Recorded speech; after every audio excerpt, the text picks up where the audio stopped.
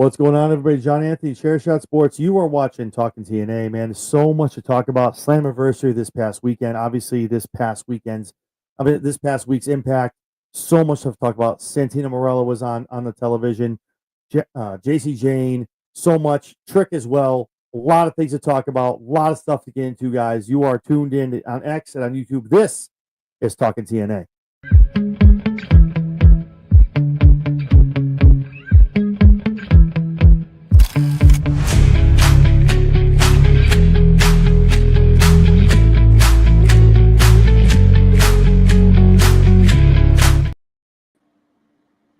What's going on, everybody? John Anthony, Chair Shot Sports, Sportkin affiliate, as always.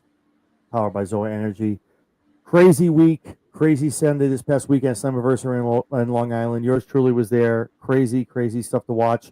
And obviously, Impact was chock full. We're rolling into Bound for Glory in a couple months. A lot of stuff going on. Not going to talk about it by myself. I got my boy Aaron Loves Wrestling. Dr. Love, what's going on, Aaron? How we doing? How's it going, brother? Doesn't work for me, brother. What you gonna do? Oh no. Real quick, while we have that, we were just talking off air for a little bit. Sorry, we're a little late getting on here, but real quick before we get into TNA, obviously, if we're going to talk at TNA, SmackDown, Raw, WWE, AEW, anything 3 letters involved in wrestling nowadays, you have to go back talk about the Hulkster. And you and me were just talking about this. You got to differentiate. Obviously, very polarizing figure. Kind of, as Cody liked to put it on SmackDown, I guess complicated, quote unquote, if you want to go that route. But when I think wrestling, growing up, I mean, I've been watching it. I was born in '84, so I wasn't there for Hulkamania when it started. I got really into it in like 90, 91, sitting there, sticking my finger in my dad's beer and watching Saturday Main Event when it was originally a thing, and watching all this stuff on Saturday mornings and on TV and Raw. Real quick, I'll give my thoughts. It's just as far as without Hulk Hogan, you and me aren't sitting here having a podcast talking about 3 or 4 other promotions and talking about wrestling and being able to come on here and have a great career in doing this on YouTube and on X. So, there's no WrestleMania without Hogan. Put wrestling into the stratosphere of movies, mainstream, obviously WCW, the 83 weeks. With NWO, all that good stuff. Hogan was he transcended a lot of things in 2 different companies, 2 different times. The heel turn heard around the world. It shadows Cena, anybody else, whatever you want to go to.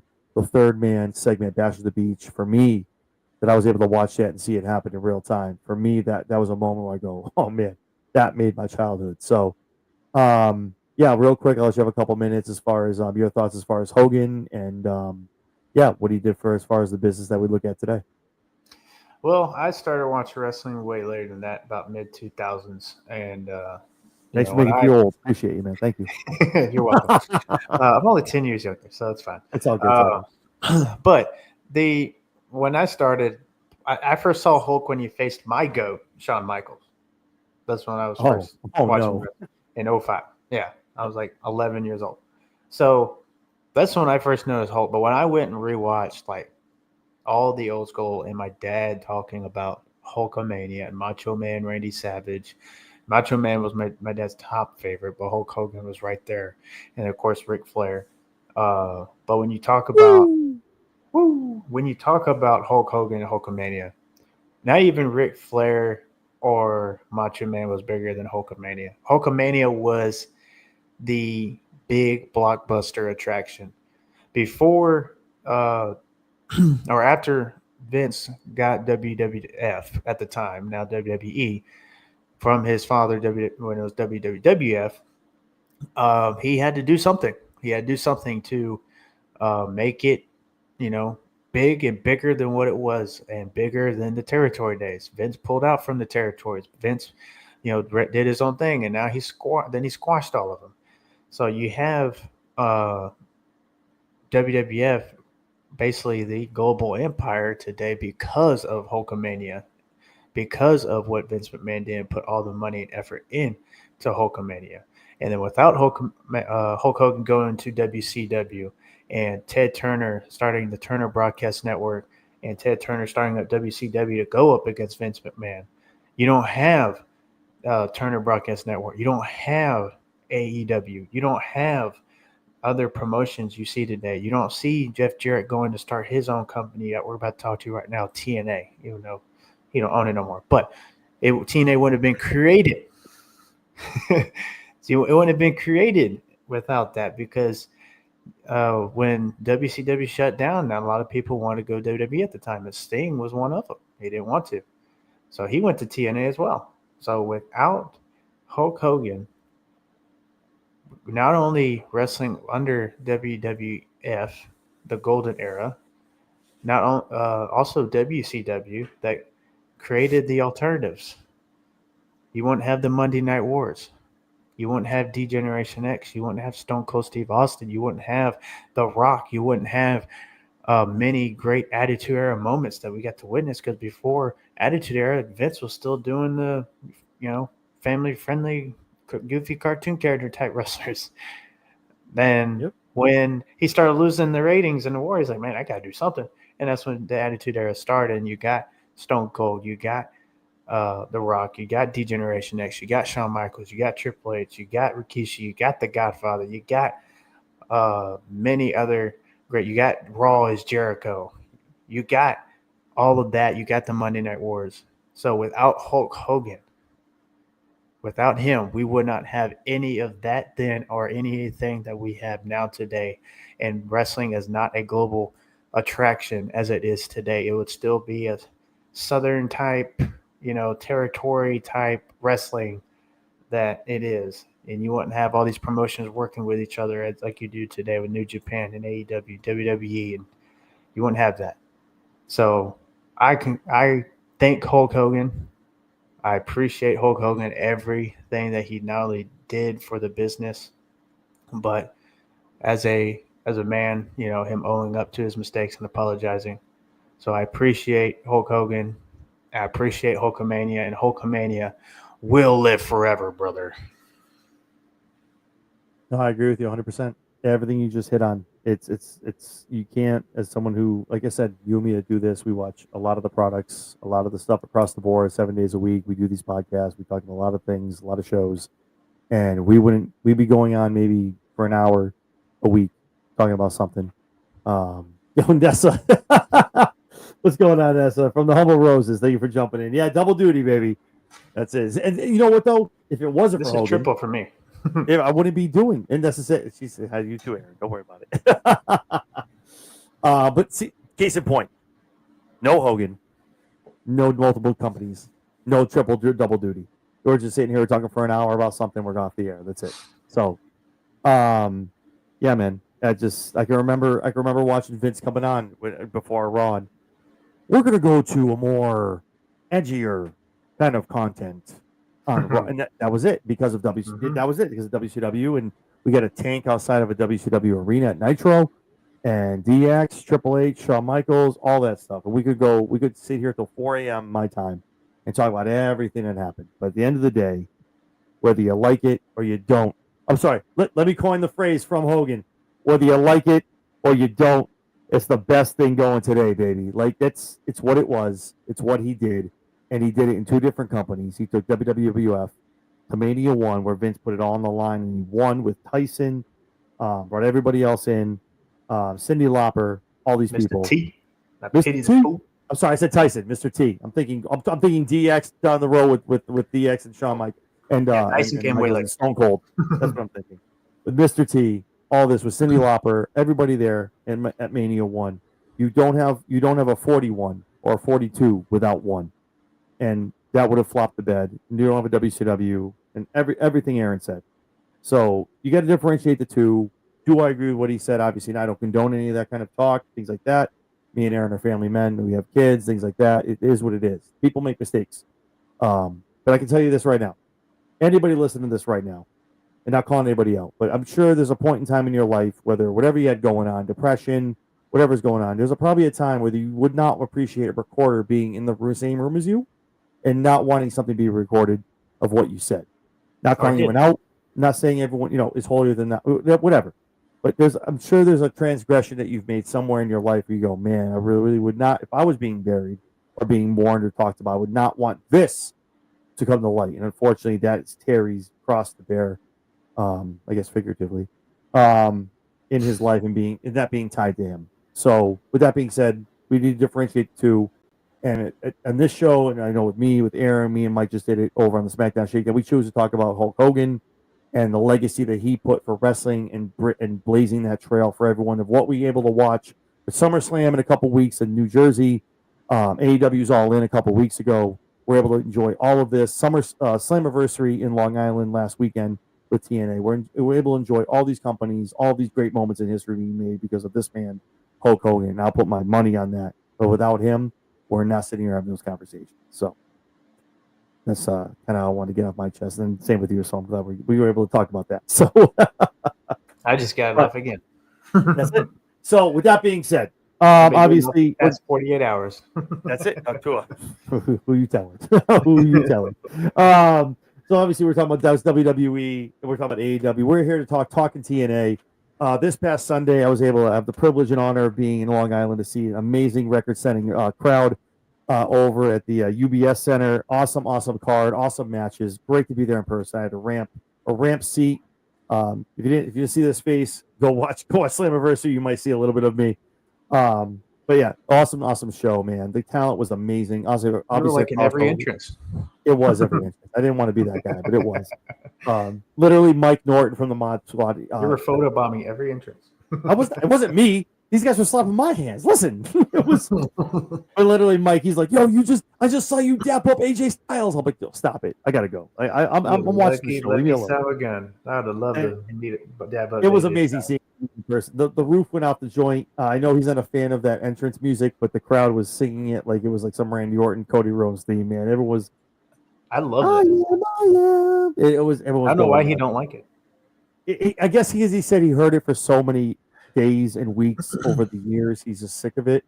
And the one person I marked out for is like we were watching when the Hardys were in the ring, and then Bully Ray came out.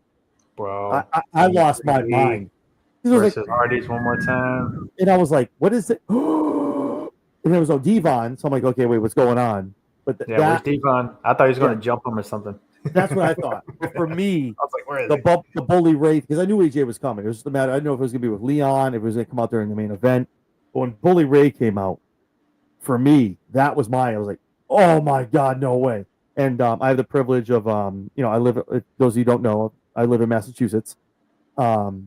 And then they announced that Bound for Glory is going to be in Lowell, Mass. So your boy's going to be at Bound for Glory too. So that's a big deal. That's two big pay-per-views. Obviously, I wish I could go Bound for Glory. Man, I'm lucky now. They never come. TNA has never come up here. So the fact that I'm looking at the screen. I'm getting older, so I got to squint. And they show like Bound for Glory, and it shows the date. I'm like, is that Lowell, Mass? Wait, I looked at the guy next to me, and he's from the Bronx. I'm like, he's like, "Aren't you from Worcester?" I was like, "Yeah, I'm going. I'll be there too." I'm like, "All right, cool. I'll see you then." Like, dude, it never come up to the fact that I'm going to Slammiversary and Bound for Glory, the two biggest TNA pay-per-views. My first ones have you. These are the first two pay-per-views for TNA that I'm going to the two big ones. It's almost like their SummerSlam and their WrestleMania is wild to me. I'm so blessed. I'm just so happy. I have such a great 2 months ahead of me. SummerSlam in 2 weeks and Raw. I'm going to be at the Cena retirement in Boston. I'm very blessed the rest of this year. I'm very, very happy. So year of 2025. Yeah, I was blessed to go to All In Texas. You got All In. I'm not gonna lie. I'm pretty damn jealous. That was a great card, a great show in Texas, man. Like I lost my voice. That was me. I was close to Slammiversary. I did want to ask you a question though. I feel like I'm still recovering. I did want to ask you a question though, and this isn't like a got you or some kind of weird troll moment. I'm just asking. it's a question. Gotcha. I obviously it was Texas Stadium. They sit for. Was there anything tarped off in Texas, or was it like just behind on the camera side, like the non-camera side? Because I know you guys said almost 30,000, but like the place fits like. Because I didn't see any, and I was like, did they sell way more than I thought? Like, because I didn't see anything like throughout the whole stadium that they showed on TV. So the back, so there is a spot behind the camera where they kind of. That's what I figured. Yeah. Yeah. But had they sold those two, they could have had it at max capacity, which honestly, with a lot of people that were standing around on top, they probably could have. They should have tried. Because they could have went for like because they almost got 30 grand. They should have went for almost 30. They could have sold last minute tickets because that's why I saw that. And people I'm like, still advocating for Tony Khan to create some pay per view for Texas and Globe Life Stadium every year. It doesn't have to be all in, just something. Y'all in. Let's do that one. I don't know. y'all in. I like it. I like that. Or the Well, that was bring back like, can't no, they can't do Stampede. That was WCW. sorry, can't do that. Can't do that. Maybe Texas Stampede. I don't know. Something weird. Throw your own thing in there. Like it's gotta be Texas Steers. I don't know. I like it though. But AW Tony's good with the names though. He'll come up with something. Yes. So Tony Khan, if you listen to this at all, please Texas every year at Globe Life Stadium have a designated pay per view. Yeah, the crowd was hot. The last rodeo. There you go. Well, you never know. That's actually a good call. And I took flack on I took flack on Twitter because obviously like it's TNA. They're not going to sell out a big arena like UBS. So they planned for like 8,000. They want to set the record, and they tarped off. So the upper bowl right is all tarped off because they didn't even offer those seats. And I put something up on X, and I was like, oh no, hashtag no tarps, meaning they sold what they planned. Not saying they sold out the arena, but they sold out the 7,800 they wanted to sell. And it's just there was, oh, what are you talking about? It's tarped up right there. I was like, right. They didn't sell out the arena. It was just what, anyway. But they, all in, man. They were close, man. They probably could have another couple sections, man. They had a great buy rate, biggest one in the North America, man. They did an awesome buy rate. It was a great show. Imagine if he next year it's back in London. So I was kind of upset to hear. Back to Wembley. Back to Wembley. Hopefully they sell that out again. But I would have loved for it to be back at Globe Life or maybe Dallas Cowboy Stadium.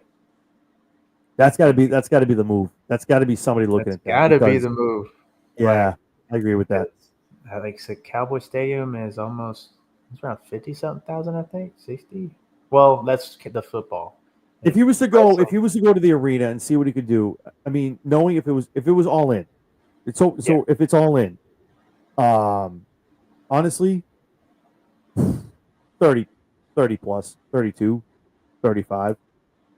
If the card if the card is right, the card has to be right, obviously. But obviously, Mox and Hangman, that was a big to do. That was but if the card is right, you can do over 30. You can do 30 plus, absolutely. In an arena, absolutely. No doubt. Yet. I don't. Yeah, second guess that in the least. But Wembley, hopefully, Billy Goat gets better and he's able to main event like I talked about for Wembley, and they're going to sell that. If he's in the main event and he's chasing that title, I'm telling you right now, they're going to sell that out. Wembley's going to sell out. I'm calling it right now. Mark the time, clip it. We're in July. I'm telling you, they're going to sell that shit out. I'm telling you. Someone's calling that Hangman's going to hold that title till Double or Nothing next year. Would you want to see Hangman drop it to Will though? Will did say though, there was a quote. Was it the other night when he talked about his injury? He told him it's a great job on your win, but I'm going to call for that rematch, bro. Like I want that. Hey, so those two, I am down for a year-long Hangman AEW World Championship run. I am totally down for it. He could go through so many people too. Others may not, but Hangman's my guy, so I'm a little biased on this one. I do. I'm not going to lie to you. The last thing I'll say before we get back into the TNA stuff is I don't like that it went back to Hangman's old theme. I'm not going to lie to you. I don't like it. I like the grittier one. I like the heel Hangman, quote unquote. I like that theme, but either one is good. But I just like that other one. It's just a start. I like it right now and real quick, I like it right now because of the change of character. I get that. Yeah, absolutely. Yeah. The new old one now did grow on me really well. Like at first I was like, I want the old one back, but over time it grew on me. I was like, I kind of like this now. It's like this little gritty outlaw type, gritty type, you know. And to me, just Hangman, he just looks like a modern day Magnum TA. If you just look at Thank you. Yes. If you look at Hangman, it's just absolutely. Like I swear that he could be like his son or something. I don't know. And not for nothing. Like I know no one wants to admit it. I mean, maybe obviously you and me could talk about it, but like Hangman to me is always a tweener. Because obviously he's your face right now. He's your man. But like he said, he just said to John, he's like, Like you doubted me, but here you're not going to doubt me. Like you don't think I can do this? You're not going to like Heyman can turn it in an instant like this, like just like Taker told Trick in the ring on Tuesday. If I turn that switch, yeah, it's going to be a problem for you. And that's Hangman. Hangman's like, listen, I'm the man. Like, okay, I got it from you. I went where I need to go in that death match. Try me and watch what I can do. And that's Hangman. Like, he'll go heel like that. He'll turn it on you. And that's why I like Adam, man. He's just as much as like, yeah, he still has that that it factor where he's like, he'll still screw you in the end if he needs to keep that belt, which is good. But he'll go to that place. And that's what I like about Hangman Page. That's why I like him as a champion. I like that. Yeah, it was a great moment all in Texas. I wish I could. I'm going to keep an eye on TNA as well and try to attend at least an Impact that may come near my area. They definitely, after being here, like, well, they were here in Long Island for Slammiversary. Emergence is in Maryland, and then they jump up. I don't know where they're going. I don't think September. I think is under September under siege. That might be February. I feel like they're just hanging out in the Northeast for a little bit, and then they come up obviously for a Bound for Glory in October. I would imagine the rest of their pay-per-views probably for the next 7-8 months are going to jump down to the South and around there. So you should probably get lucky like January, February, March.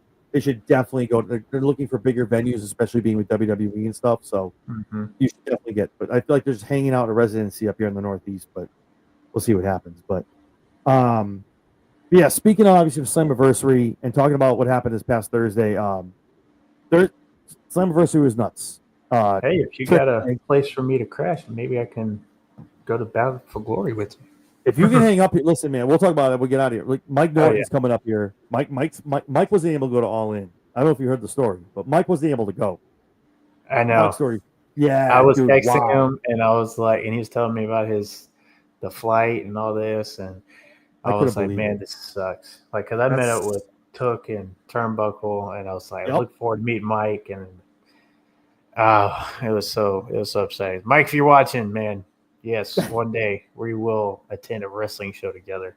Well, that's why I asked you, because I'm buying, like, me and Miss Chairshot are going, and I'm buying tickets so Mike's going to go, because he lives like 30 minutes from me. So if you can get up here, listen, I got a third bedroom. I'm just saying, it's a spare. You can stay in there. I'm just saying. But we'll talk about that. Yeah, we'll talk about that later. Let's talk about that. The Slammiversary obviously was awesome. Record breaking. They made history over there in Long Island. It was a great show. History making in one sense, because obviously Trick walks out still your TNA World Champion, and also very surprising to a lot of the people in the crowd that I could speak to that was there live. JC Jane walks out as your NXT and your TNA Knockouts Women's Championship, obviously with some nefarious tactics involved. So now all of NXT now holds the most valuable TNA gold from Thursday. As Leon Slater said, they don't hold all. Not all of it, baby. We still got this one. And of course the Hardys have the tag belts, which is also cool. That was awesome to see that win too, but we'll talk about that. And the international title. Oh, my boy. Yo, Macklin. Give me some Macklin, man. Oh my God. Which I love that TNA international belt. It looks great. Oh, it's blue, the baby blue and the look. Oh, I love it. So with all that being said, obviously Santino Marella opens the show this past Thursday, comes out, talks about some stuff. He's like, listen, I'm really upset about what happened. And for those of you that haven't watched NXT on Tuesday, caught me and Mike Norton talking about on the NXT Rewind, Santino Marella has challenged Ethan Page for the new Canadian branded North America. So this right here is a relic of all, apparently. This is old school.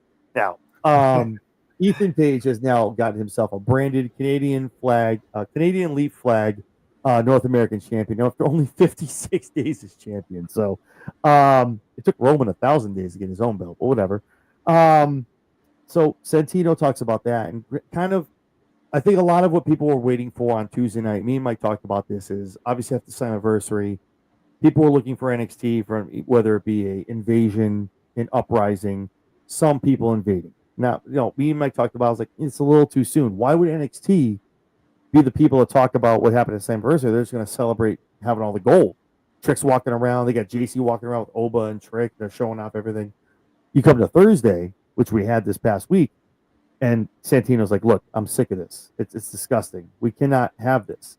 And I'm setting the trend. I'm going to go down there Tuesday. I'm coming for that gold. And maybe I'm going to put the right people in place that need to get our gold back. And we take some gold from them, obviously starting this upcoming Tuesday with Santino. Obviously, doesn't get too far before Masha comes out. Masha makes her way down to the ring. Very upset, obviously, the way she lost her belt to JC Jane, nefarious tactics, belt in the back. Masha lost her TNA Knockouts belt, and JC walked around double champ. She wants her rematch, which we find out, we'll talk about a little bit, but is granted next week. It is going to be JC, going to be Masha on Impact as a rematch for the TNA Knockouts Championship. She walks away. Here comes Trick Williams. First class tricking.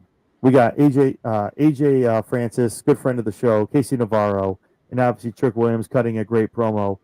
And I don't know if you feel the same way I do, Aaron, but like Trick, if you watch me in NXT, this man on the mic now is way better than what we saw 3 months ago of Trick Williams from NXT. He was good with Mello. Yeah, no, go ahead. Like it's I 100% agree. The Trick Williams that we're seeing now, promo, how it is, how he carries himself, and just with the confidence and the in-ring performance and on the mic as well, it has elevated. I mean, he is now the face of TNA while also signing to WWE. And a lot of people are talking about, WWE winning their belts, which it's not a bad look. It's not. They're not taking over TNA. Nope. They didn't get sold. This is elevating TNA. How many eyes watch WWE every single week, even NXT? About NXT average around 700,000 viewers. Around there, yeah, give or take. TNA, how many they get? Maybe in the fours. I'm not sure. I haven't looked at TNA's rating. Yeah, because it's a pay service, so you have to pay for it. Exactly. So not only do you see the belts, which look beautiful, by the way. I love the new TNA belts.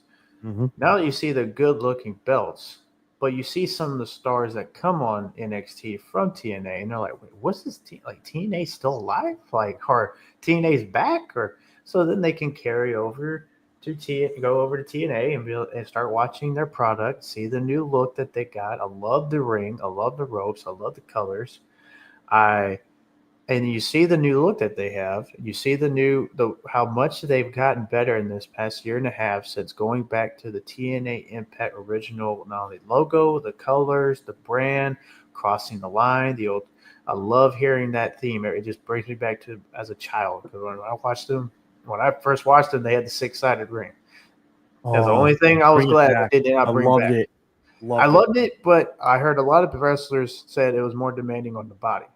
So as a fan, we love it, but for the wrestlers, they said it was more demanding. Maybe not all of them, but some did. So you have this company getting the eyes over on the bigger company. It's kind of like with Mercedes Moné, with the Rev Pro and the other lower promotion belts coming over to AEW. Yep. You're getting more eyes on it, and they're like, hey, what's this company about? And they can go and check it out. And then when they go and check it out, well, there's more ratings going up for that company, more viewers, and that's part of the partnership. So you're looking at this, it's a WWE takeover. No, it probably is for a storyline. I have a feeling we're getting a WWE versus TNA pay-per-view, or PLE coming up. It needs to happen. Mm-hmm. Maybe a WWE versus TNA War Games. Maybe a WWE versus TNA type, I don't know. Worlds Collide, baby. Battleground. Bring back Battleground. There's that. Oh, yes. So there's no telling where this could go. I think it's not bad. At first I was the one, at first I'll eat my own words. I was like, this ain't looking good. But as of late, I'm like, man, this is awesome. And then seeing again, like I never thought in my entire life I'd see Shawn Michaels hold a TNA World Championship. Like he's not the champion, but him holding the belt. I'm like, what universe am I living in? Like, exactly. Shawn Michaels is holding a TNA title. Like, what the heck? Well, I'm seeing a WWE title on TNA. Yep. I'm seeing a WWE wrestler on TNA.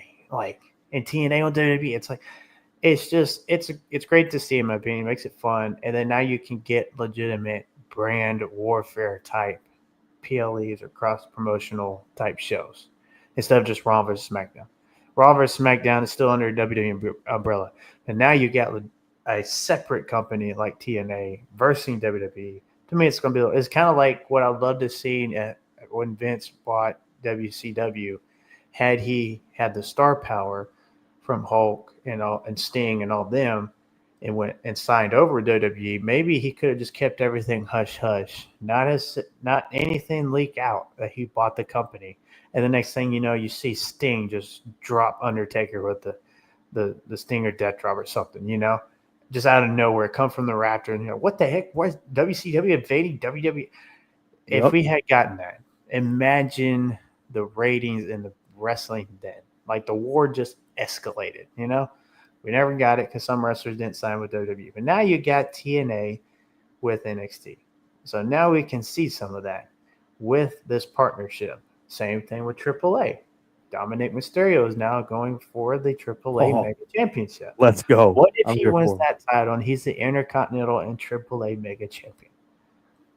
That'd be pretty sweet, especially for Dominic, who Rey Mysterio has some deep roots in AAA. Just to see Dominic follow suit. So I love it. Trick Williams is great. Him being TNA champion is great. And one day, soon, Mike Santana, he's going to win. I think it's going to be at Bound for Glory in front of a bigger crowd. I think Bound for Glory can easily get close to 10,000 seats, depending on the arena. Not sure how big the arena is. But so if they sold that many at Slammiversary, now that you have Team 3D and Hardy's won last time, how many people are going to go and buy that one more time? On top of Trick Williams versus Mike Santana for the TNA Championship and some kind of stipulation. Let's say a steel cage, or let's say Texas Death. Probably not Texas Death, but I wish. Street fight. Maybe a street fight, Something. To be honest with you, I feel like the Williams Santana, I agree with you 100%. I think Bound for Glory is where we get that. And I think you're going to see what we saw. Again, I'm not comparing the two because the storylines are totally different. But I think with Trick and with Santana, what you're going to see is you're going to see the same thing that happened with Hangman and with Mox. The ref's going to get knocked out. Here comes Team TNA. You know what? No one's going to have Trick's back. Trick's going to have first class. He's going to have AJ. He's going to have KC. Maybe, one or two. Maybe Kazarian's going to come out. He's going to help. He's going to help Trick like we saw on Thursday. He got booted out of ringside. But it's going to be the Avengers, and not for nothing. It's like you're taking WrestleMania 40 of what happened with Cody and what happened with Roman, and you're bottling that in others, and it's worked. It worked all in. Man, let me tell you something. I don't know if we talked about this already. I don't know if we did it already on like live like this, but Mox selling that choke job with that chain, like that man. I don't know if it was for real, but Mox, that man acted like he was actually getting choked out, and he had no choice but to tap out and get out of there because Heyman was going to win that belt. But that's what I mean. I love it. I love the Avengers style where you need your people to come down and help you win that belt. And the same thing where, WWE's taking all this, the gold, this and that. Right. Again, I don't want to rehash everything you just said, but everything was 110%. The eyes go on what product? WWE. And it's not a hit of TNA, but that's why it's a partnership. Mm-hmm. So, but Bound for Glory, you got to let them cook. Just like we saw tonight. We're going to talk about it as we get there's a couple more segments down the road. When the Hardys get in the ring with Leon and this and that, you see the breadcrumbs of, no, man, we're not going to take this anymore. Like we got to build teams. You got to let it cook. That's the thing where WWE does a PLE every single month. You have SummerSlam, TLC, Bad Blood, Hell in a Cell, Survivor Series, Armageddon, Royal Rumble. TNAs are more spread out. Emergence is a free pay-per-view you can watch on TNA Plus. So they have great matches, but it's not going to be the 8,000 sold out. And to answer your question, the Songus Arena can fit 12,000. Right now, preliminarily, what I saw is they're building for 6,000, which is wild to me. If Bound for Glory, so I think they're doing that. I think that's a tactic. They're doing, 6,000. Oh my God, we need to open up more seats. There's tickets in demand. We need to do. okay, we get it. You're gonna probably Well, just like they did Slammiversary, they had to bring in more seats because they oversold more than they thought. So and what I'm if they pretty did sure that All In at had to do the same Bound for thing. Glory? They had and All In was like, oh, we were at 8. Oh no, no, I'm sorry, we're at 20. Well, like, Oh, we're like at I said, up 22. there at Globe Life, I don't know if you've been there, but they have this Yep, standing area. There was yep, people standing up there exactly. because of the seats they closed off, and basically they were technically sold out with all the seats that they sold. I love So when promotions do that because it's like building that like, oh, we got to do things. We got to, and not for nothing, man. Long Island was packed. So I can tell you right at the Saugus Arena, I was there for Battleground 2 years ago for NXT, where I saw Tiffany Stratton win the NXT Women's Championship. Amazing match. But that place was packed. So if they can do it, TNA, if they can get 7, they can get 6, 8 for Slammiversary. And like you just said, probably why I'm spending all my money. I get to see the Dudleys in one last match. I get to see pretty much the Dudleys retirement match. I can't tell you if for I my can buy child. Sunchance make it up there for that, bruh. We will. Me and Mike will figure out to house you. We will figure it out. But the child inside of me to see like like to see that. Listen. I'm not a man. Like I'm a man. I'll cry. I don't give a shit if I need to. That's probably the one. If they however it's win or lose, and Devon and Bubba are hugging each other, and I'm a grown man who's gonna weep, and I'm not the only one. Damn it, there's gonna be a lot of other people in that and then that place watching that. The fact that last because Devon can only go so many times. This is his last time. So, but Bound for Glory is gonna be off the hook. It's gonna be wild. Which also Devon, he's doing some kind of law enforcement gig too. I think. Yeah, he lost 88 pounds working with DDP doing the yoga. Heck yeah. Yeah, so he had to. I know you're obviously you're huge into fitness. You're a personal trainer, so you understand that it's not easy to lose that much weight. There's a lot of commitment to that. Takes a lot of You hard got to work. really have a great diet. You have to be Especially in on the your gym. diet. Yeah, That's where the big battle is diet, because we love so many foods, and I myself, I would love to go and chow down on 18 Oreos, but it will bite me in the butt later. No pun intended. it's not just it's not just that too. I mean, whatever you do, like extracurricularly, where do you have a couple beers? Where do you have some drink? It's a liquor too. Mm-hmm. It's a whole bunch of stuff. So, but it's amazing interview with Van Fleet. He looks great. Yeah. So to see his last match is just when he announced that, I lost my mind. I was like, oh my god, I'm going to see that in a couple months. It's one. Diva, get the table. So obviously, Trick in First Class. They're up here. They're talking. They have people in their mouth. Actually, probably not to his to help him.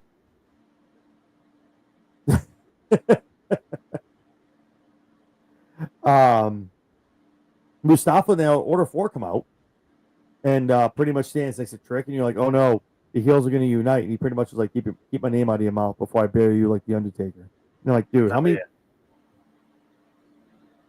We could just keep mentioning WWE guys doing. Trick talked about John. I'm like, dude, stop. What are we doing? Thing. They get in the ring. You have the system. You have the Order 4. They're doing their stuff, obviously. Big clash. Moose beforehand had talked about as far as taking it to Trick Williams. That's his next thing. I think that might be a emergence pay-per-view thing. Moose and Trick, because I think that sets into Santana, like we talked about, and Trick at Bound for Glory. But a great pay-per-view, great promo, awesome stuff setting up emergence in the next couple of weeks of TV until we get into that. Yeah, you see them setting the seeds and planting everything for the internal struggles of TNA, but also working into WWE NXT kind of stuff. And the biggest thing with that is obviously if you've watched WWE like you and me have, who, if you're an Edgehead, obviously Cope. I'm sorry. Oh, yeah. Cope, Edge. Or you're a Cope head. Because Cope would be Cope's over in AEW now. You have Brian Myers, Matt Cardona. That's going to be a new show. Yeah, whatever. Whatever you want to call him. You have Brian Myers. You have Matt Card. I'm telling you, give it time. He's coming out. He has different stuff. He had something that had Edge all capitalized too, and it was in AEW. I'm like, man, that's really close to getting from him. You gotta be careful with that shit. But that was pretty cool. Brian Myers, Matt Cardona, they're in the back. They're on the same page. It was great to see them tag at Slammiversary. Matt Cardona, it's awesome seeing him in person, man. That man is built like a house. It's great to see him. I got to see Obviously him at Santino's GCW. there. He's like, oh, you guys are on the same. I was gonna say you were down there. That dude, you can agree. That man's built. Oh my god, Yes. like he is Brick house. amazing shape. Yes. Seriously, WWE makes that call. I'm telling you, he's in like Flynn. He loves the independent stuff. I don't think we'll ever see him in WWE again. He did ask. think No. He did. He put a tweet out today, and he was like, "Listen, is there anywhere? What was it worded? Is there anywhere I haven't been yet? That they won't pay for half the meet and greets, or is this now? I'm done. I don't think there's anywhere he hasn't done it anymore. If I'm Matt, you kind of you go home, you look at your list, you're like, Chelsea's really nowhere else for me to go. I guess I kind of got to call Paul. Like, and Chelsea's like, okay, well, yeah, if you got to come in. I mean, there's only so much. Obviously, he's always going to be a GCW guy. And that's the thing. If you sit down with Paul Levesque and Nick Khan, you got to look and go, guys, I know you want to make a bunch of money off me. You and me both know, as individuals, you have merch. I'm working on mine. If Matt Cardona debuts tomorrow night, I'm sorry, Monday night on Raw. Well, it is tomorrow night where we both are. Tomorrow night on Raw. The money, he's going to be sold out everywhere on the shop, sold out in person at the arenas. The money's sick. Matt's got to be like, listen, I know you're going to make all this money off of me. I don't want you. You're not going to pigeonhole me. I want to be able to go to GCW. He probably gets to name a couple. Like, I want to go here. I want to go here. I want to go here with no BS from you as long as it doesn't interfere. And they're probably like, okay, whatever you want, Matt. Okay, yeah, okay, Yeah, okay. But I would too. Come wrestle for here. Go to GCW, because now if you're a WWE guy, if you're GCW, you got a hard on because you're like, oh my god, now we can see WWE superstar. Oh no, let's go. exactly. You know what I mean? And get more eyes on GCW, which is a wild thing. But that's always been WWE's downfall because they know GCW's gonna make this money, and for some reason they get like a hair across their ass, and it's like, dude, it's GCW. They're not anywhere. They're not trying to beat WWE, bro. They have their own niche. When I went to that bar, there maybe were 200 people in the crowd. Maybe 200, 300. That's what I'm saying. Let them succeed. WWE ain't got nothing to worry about. And with GCW, and it's the money thing, but with GCW, when Matt goes down there, that's the thing too, because Matt's like, okay, yeah, here's 5,000 shirts. I'll take 30% of that, please. Thank you. Like, you know what I mean? Like, so, but the setup was good. Obviously, all that being said, you get the Edgeheads, you get Brian Myers, you get Matt Cardona. They're going to take on the Great Hands from the Order 4 later on in the night. They move on to my man George, the Iceman, the personal concierge to the Elegance brand, who I got pelted with. If you didn't see my my tweet on X at the it's no joke. If I was a 5-year-old, man, I would have lost an eye. Like my daughter, God bless. I came home. She was so happy I brought her home something from wrestling. She, oh my god, like it was great. But throwing one of the crowns from, dude, it literally. I had a drink in my hand, and the guy I was like, dude, you just got hit with the crown. I'm like, I know, thanks. I picked it up, and I sent a picture to my wife. I'm like, bringing this home for the kids. Wait till she sees this. But yeah, it was cool. That was probably the coolest moment of the whole night, to be honest with you. Oh yeah. But full transparency. We get Megan, we get Maggie, we get Ash, we get Heather, all of the ladies from the Elegance brand taking on the Inspiration and Mara Sachet, baby. Those of you who don't know, you might have known her from the Metaphor in NXT. Mm-hmm. And this is the one reason, I think, and I'll go to you in a second after I talk about it.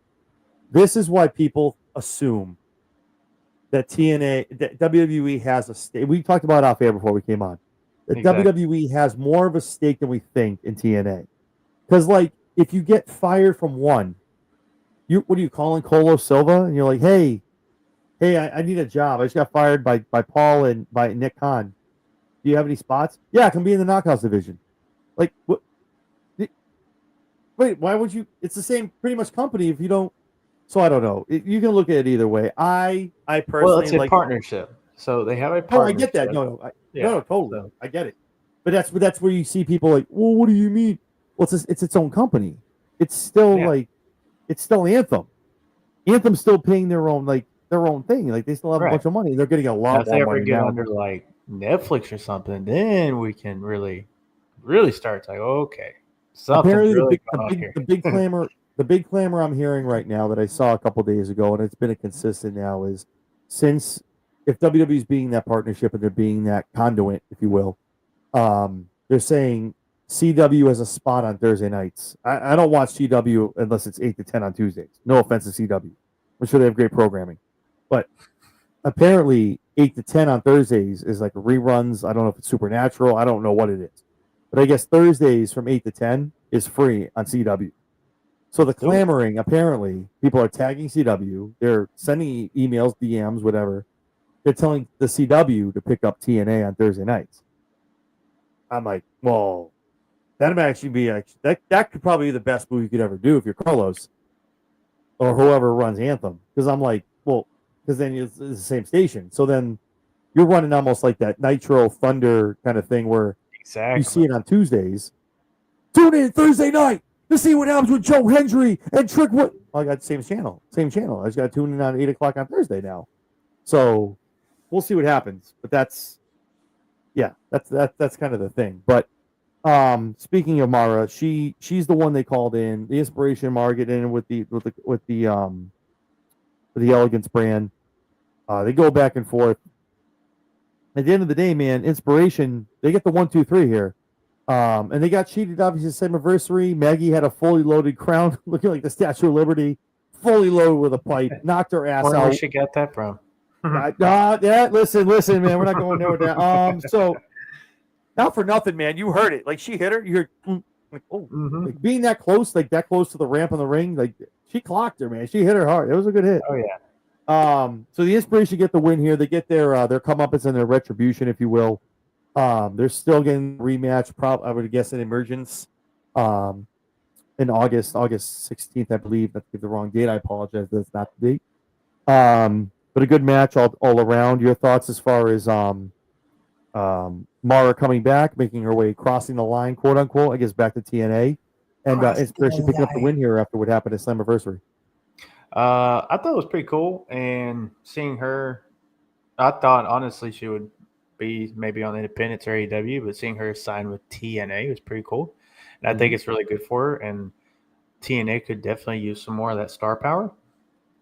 And they get some great knockout women in the knockouts division, but just adding more, especially a former WWE name, that's really good for their division there, and it could use some fresh faces for the Knockouts Championship, especially after losing like Jordan Grace and and all. So I think I thought this was a really good match, really good 6-woman tag match.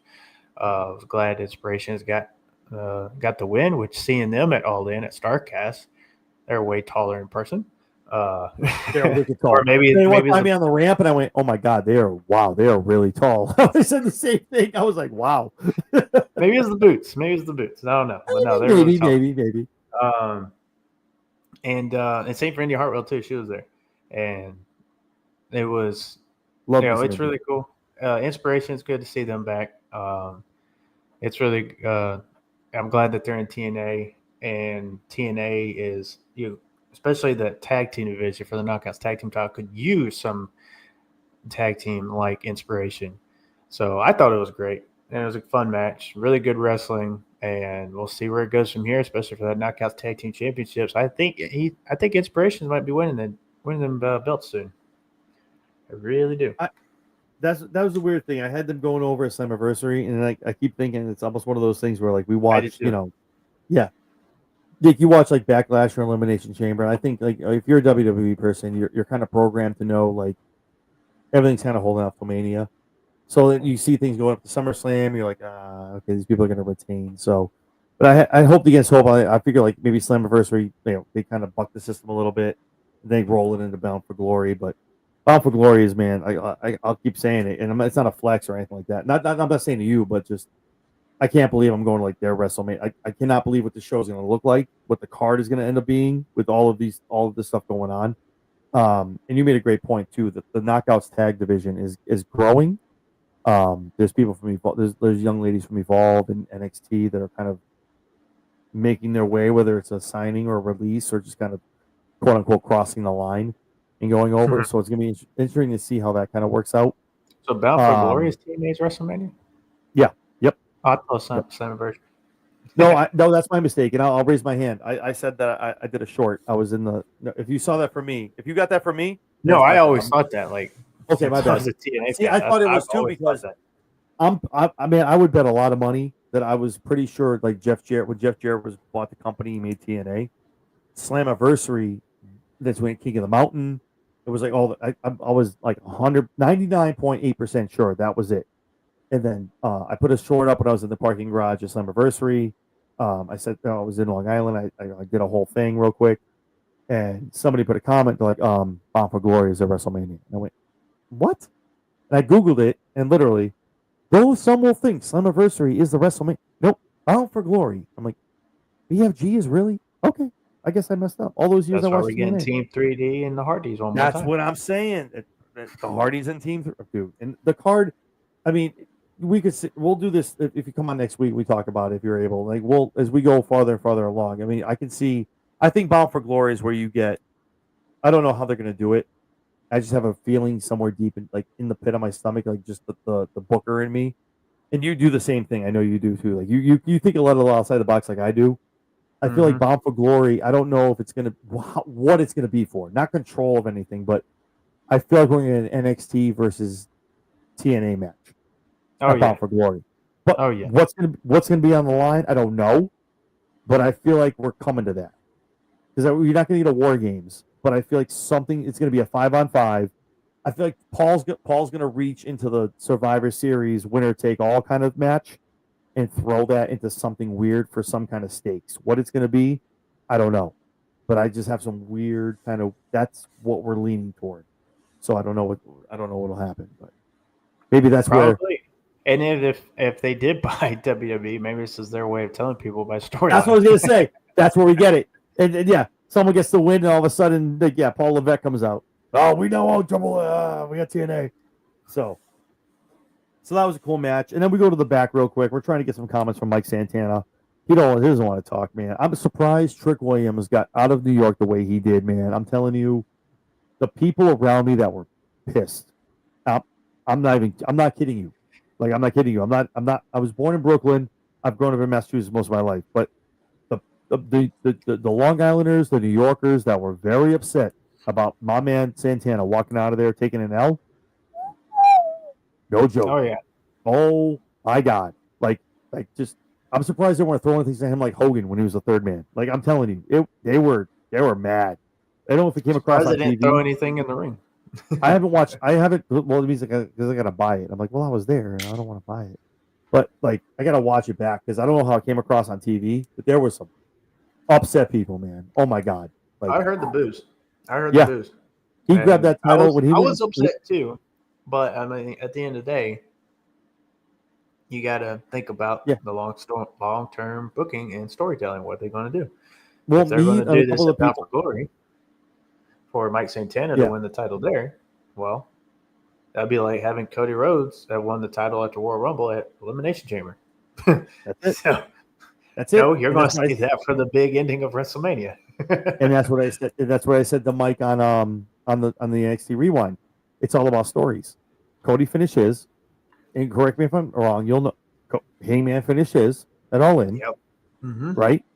Santana's on his story, and that's what's going to happen. Yep. But I looked around to a lot of people. Year of the stories.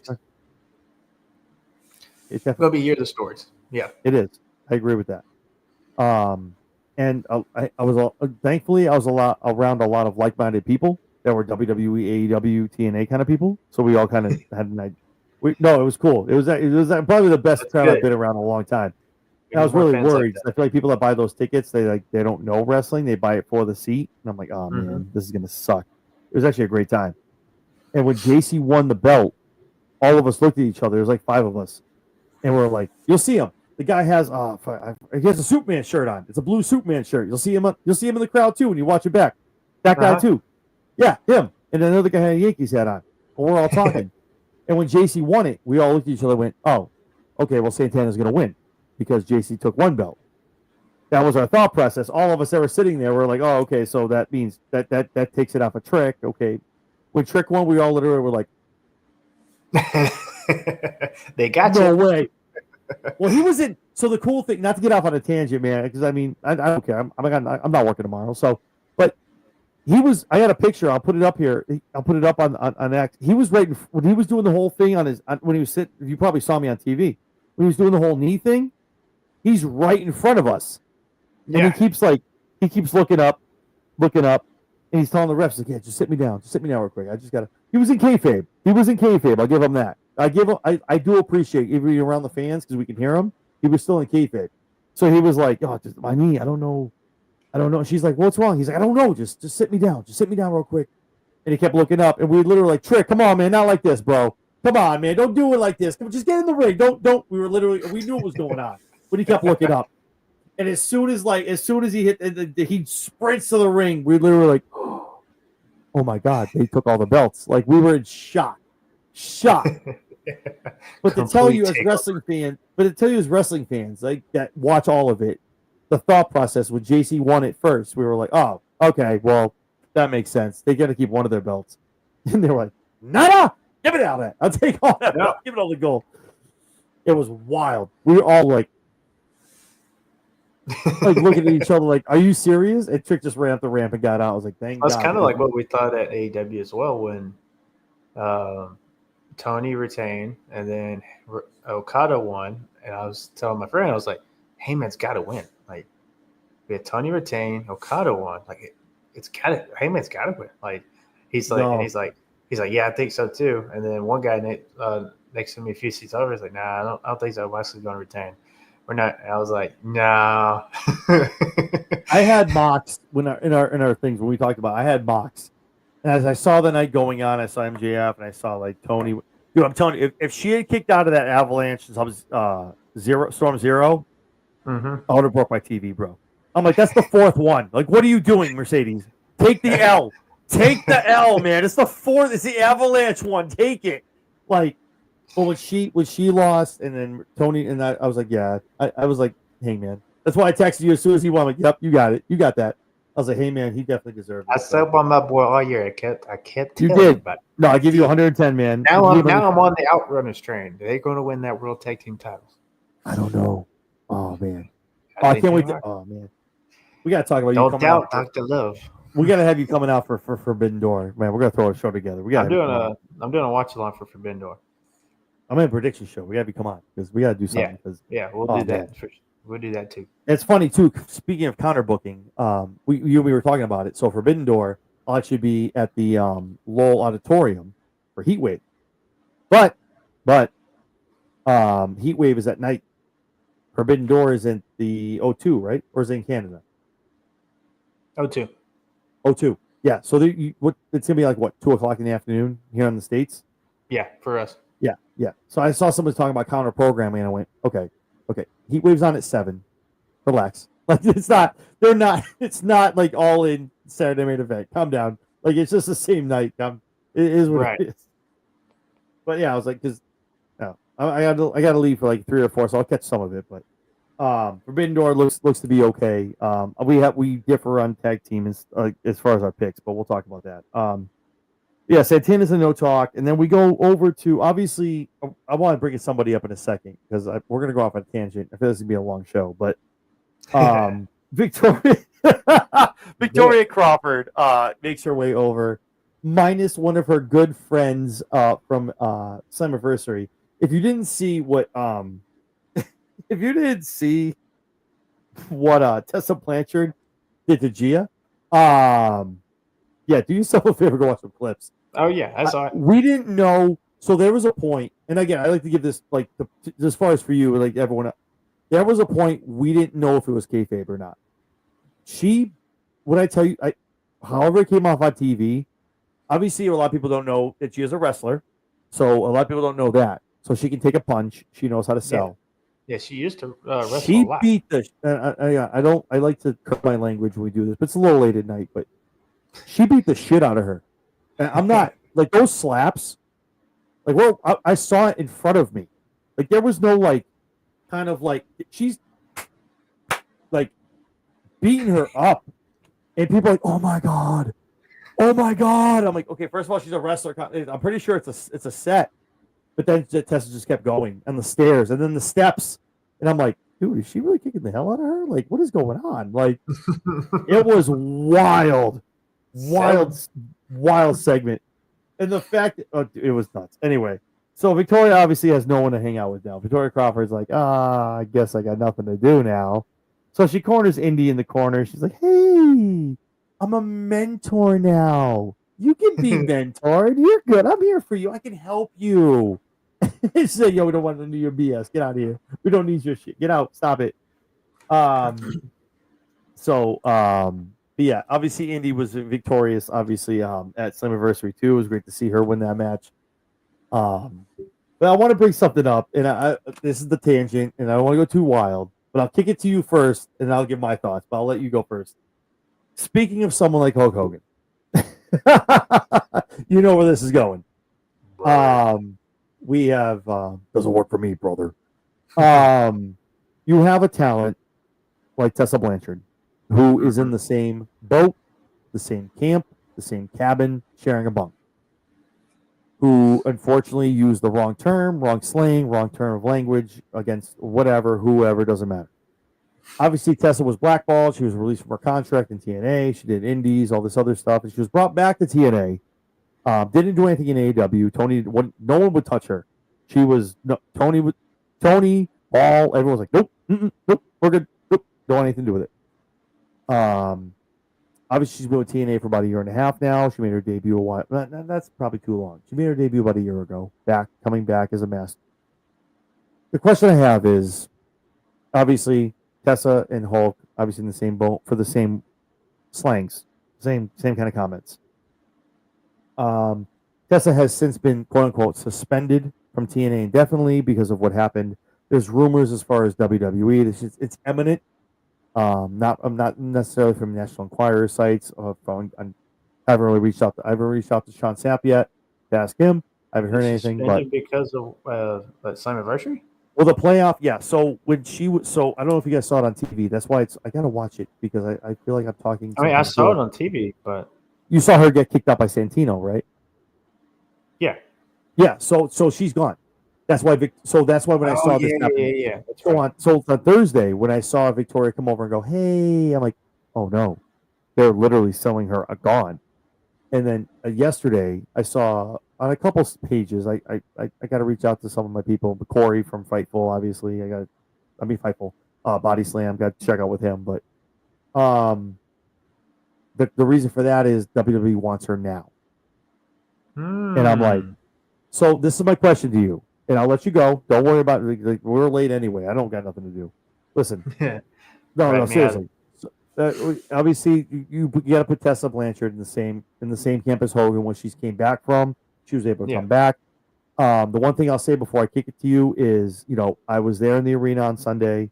Yes, there are. She's a racist chance. They get drowned out very quickly. People will chant women's wrestling. It dies out kind of quickly. There's your crowd that does it, and it doesn't really spread. But with that being all of that being said, your thoughts personally, as far as taking Hogan into account, what we see would happen in the climate of what the IWC is now, what we have as far as AEW, WWE. She's obviously in the WWE bubble, being with TNA. Yeah. If a call up is imminent, your thoughts as far as how she's been treated since those comments, and how do you think that call up and that character development would play out on NXT or on the main roster with WWE? Well, again, she said her comments about 4 or 5 years ago, so it's been some time. Yep. She served her penalty, her time. She did the crime. She did the time, so to speak. I know a lot about that. So her saying that, again, I don't condone it. I don't talk like that, nor will I ever talk like that, nor do I want to hear someone near me say something like that. But if it happens, it happens. It is not something I agree with. But as far as her, I applaud her for handling it well. Because especially the chance that she has been getting since coming back. And she just turned that and flipped it and was like, okay, this is how you're going to treat me. Well, I'll be the heel then. I'll really get into this. Kind of like what Becky did on Monday. She's like, oh, y'all going to call me Becky Hill? Okay, I'm really going to go into this, So seeing Tessa Blanchard bounce back from that, wrestle, I think she wrestled in, CMLL, I think AAA. I think her husband's in AAA, if I'm not mistaken. He's either CMLL or AAA. Yep, he is. Yep. And then you see her wrestle in the Indies. You see some people sign her and wrestle him, and she is a household name. She's the daughter of Tully Blanchard. Daughter, right? Yeah. Or is it a granddaughter? Yep. Daughter. Absolutely. No, daughter. Yep. So I think, if WWE is on this now, because she's a top star, and imagine the storyline you could do with Charlotte Flair. We had Rick and Tully together back in the day. Imagine if they either pair her up with Charlotte or they have a feud. Imagine that. Her and Charlotte. Oh man, I didn't even think of that. Maybe they pair them up and call them something similar to what the Four Horsewomen or something. I don't know. Maybe get some other female wrestlers that are descendants of legends. But I think if that's what WWE's plan, this is a pretty cool way to do it. Like I said, story. But for the fans, like, get over it. Like, it happened. You're the one that's letting it affect you. Obviously, she's not. She's still wrestling. She's still doing her thing in the ring. She's taking the chance and is like, okay, whatever. So, who is it affecting? It's you. And my thing is just get over it. She's going to be around. You can support her or not, but I support her. She's bouncing back. She apologized. She is doing her best to get back in good graces with the wrestling fans, but not everybody treats her like that. Like myself, like there are many people who don't do that, and I don't know. I'd probably get a little ticked off if that chant started going off and I was in the crowd because, seriously, just get over it. Let's move on. Let's enjoy wrestling. Let's support her. She has a dream. She's living it. And we can't just let one thing just tear it all down. Again, she's human. We're all human. We all make mistakes. We all say things and do things we regret. Just like you said before. There, at our darkest times, we probably didn't want a recorder in the room because we probably said things or even maybe done things that we don't want to get into the light. Exactly. I can vouch for that myself in my old ways. Yeah. And everyone's been there, man. It's when you get into the emotions like that, and especially if you get a mixture of the alcohol or whatever, then you do things and say things you don't. I don't know if she was drunk or not, but you do things or say things that you don't normally do. If she was that angry, sometimes, and who knows what was said before then, before she said what she said. Not say it was right, but who knows what was said before? It's always context. It's always context. Everyone takes that one little bit, and then they don't read the full context. Like, oh, well, that's why. Oh, that makes sense now. Oh, I didn't know that. Okay. So I think if WWE does it again, I think it'd be great. One, because they have a little more control over their crowds. They do a little bit more crowd control, so to speak. Yeah, no, I agree with that. Absolutely. Yeah, you're right. We wouldn't get the she's a racist chant in WWE. It probably would start, but then somebody would go, some security guard or something, like, hey, cut that out. Here's the thing. So to double back on that before I give my thoughts. So it's obviously Tessa Blanchard. Like she, two things before I get into that, before I ask my question. Like she's, like you said, she paid her dues. She was in AEW, I think, when it came out, right? She was already left WWE. I think she was in negotiations with AEW, and then that slipped out. Nick was. Tony was like, 2020, oh. Yeah, Tony was like, no, I'm good. No, whoa, get out of here. No. We're not doing that. Impact was barely filling in 100 seats.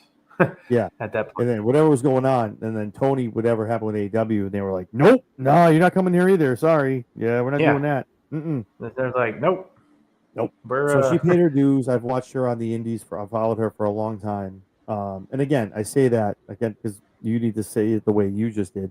I don't condone what she said. I'm not saying it's right. hmm But everyone paid. Everyone says what they say. She paid her dues. She had to make her living, thankfully, by on the independents, selling merch at a table with like these people at a gym or at a whatever she had to do. But luckily, whatever she did. There's one thing I'll tell you about Tessa Blanchard is she's just like her old man. She is a heat magnet, yes, and I can tell you that watching TNA for as long as I have, and watching her when she first came back, it bothered her because you could see her looking around and like you know the face doesn't lie, the eyes don't lie, and when you watch, you can see like she's playing it, but she was like, "Damn, shut up! Like this hurts. Like I can't." It was almost like a worry of she's gonna go through that curtain, hmm and well, at the time it wasn't Carlos Silva, but they were like, you know what, we're all set with you. Like we can't have this kind of heat out in our crowds. We can't do this. Like we're done. But now the only thing I'll say, and this is like almost a PSA, and I like to say, I said it when I talked to Mike on the NXT Rewind. For those of you that are watching this, man, you go there and you chant, I was one of those people. I'm gonna be 41 in November. I used to be the guy when I went to Raw and Wrestling. I didn't really care who was around me. And there was no alcohol or anything like that. I just went up to wrestling. I just want to be that guy. People same thing when you go to sporting events, things like that. I went and my cat just broke into my office. Okay, cool, awesome. So um, I had to look across from me where I was on the ramp, and I look over and I see these kids looking at. I saw one kid. She must have been like no more than 12 years old. Look up at her dad and go, "What's a racist?" Like I know we go there and we chant these things. We want to be heard and we want to say things. That's how you feel. I get it, but you have to understand there's children in these arenas, and like I'm not trying to get on a soapbox. And I mean, I got kids. Aaron has kids. And say what you want. You pay for your ticket. I get it, but like at the end of the day, man, like it's not just 25 to 30 something plus people there. I mean, there's kids watching this product. There's here. This girl was so taken aback. She didn't know, and the dad looked like I don't know a word to pick that he looked. Like I was watching, I didn't even like want to make eye contact. Like I was watching them. Because she's like, "What's a racist?" Don't make eye Because like contact. I wouldn't want my 5-year-old to look. Like my daughters are getting into wrestling. Like we're getting to a point. My 5-year-old wants to go to a show. hmm It's going to be a little while away from that. Maybe I go, probably a couple of years or I had so. my son watching it with me today. I was recapping Dynamite, and That's he so was cool. he was watching, and um, he, Hangman picked up Yuta, and he said, "Down, please." And I was like, "Oh I'm God!" crying. Shut up. Stop.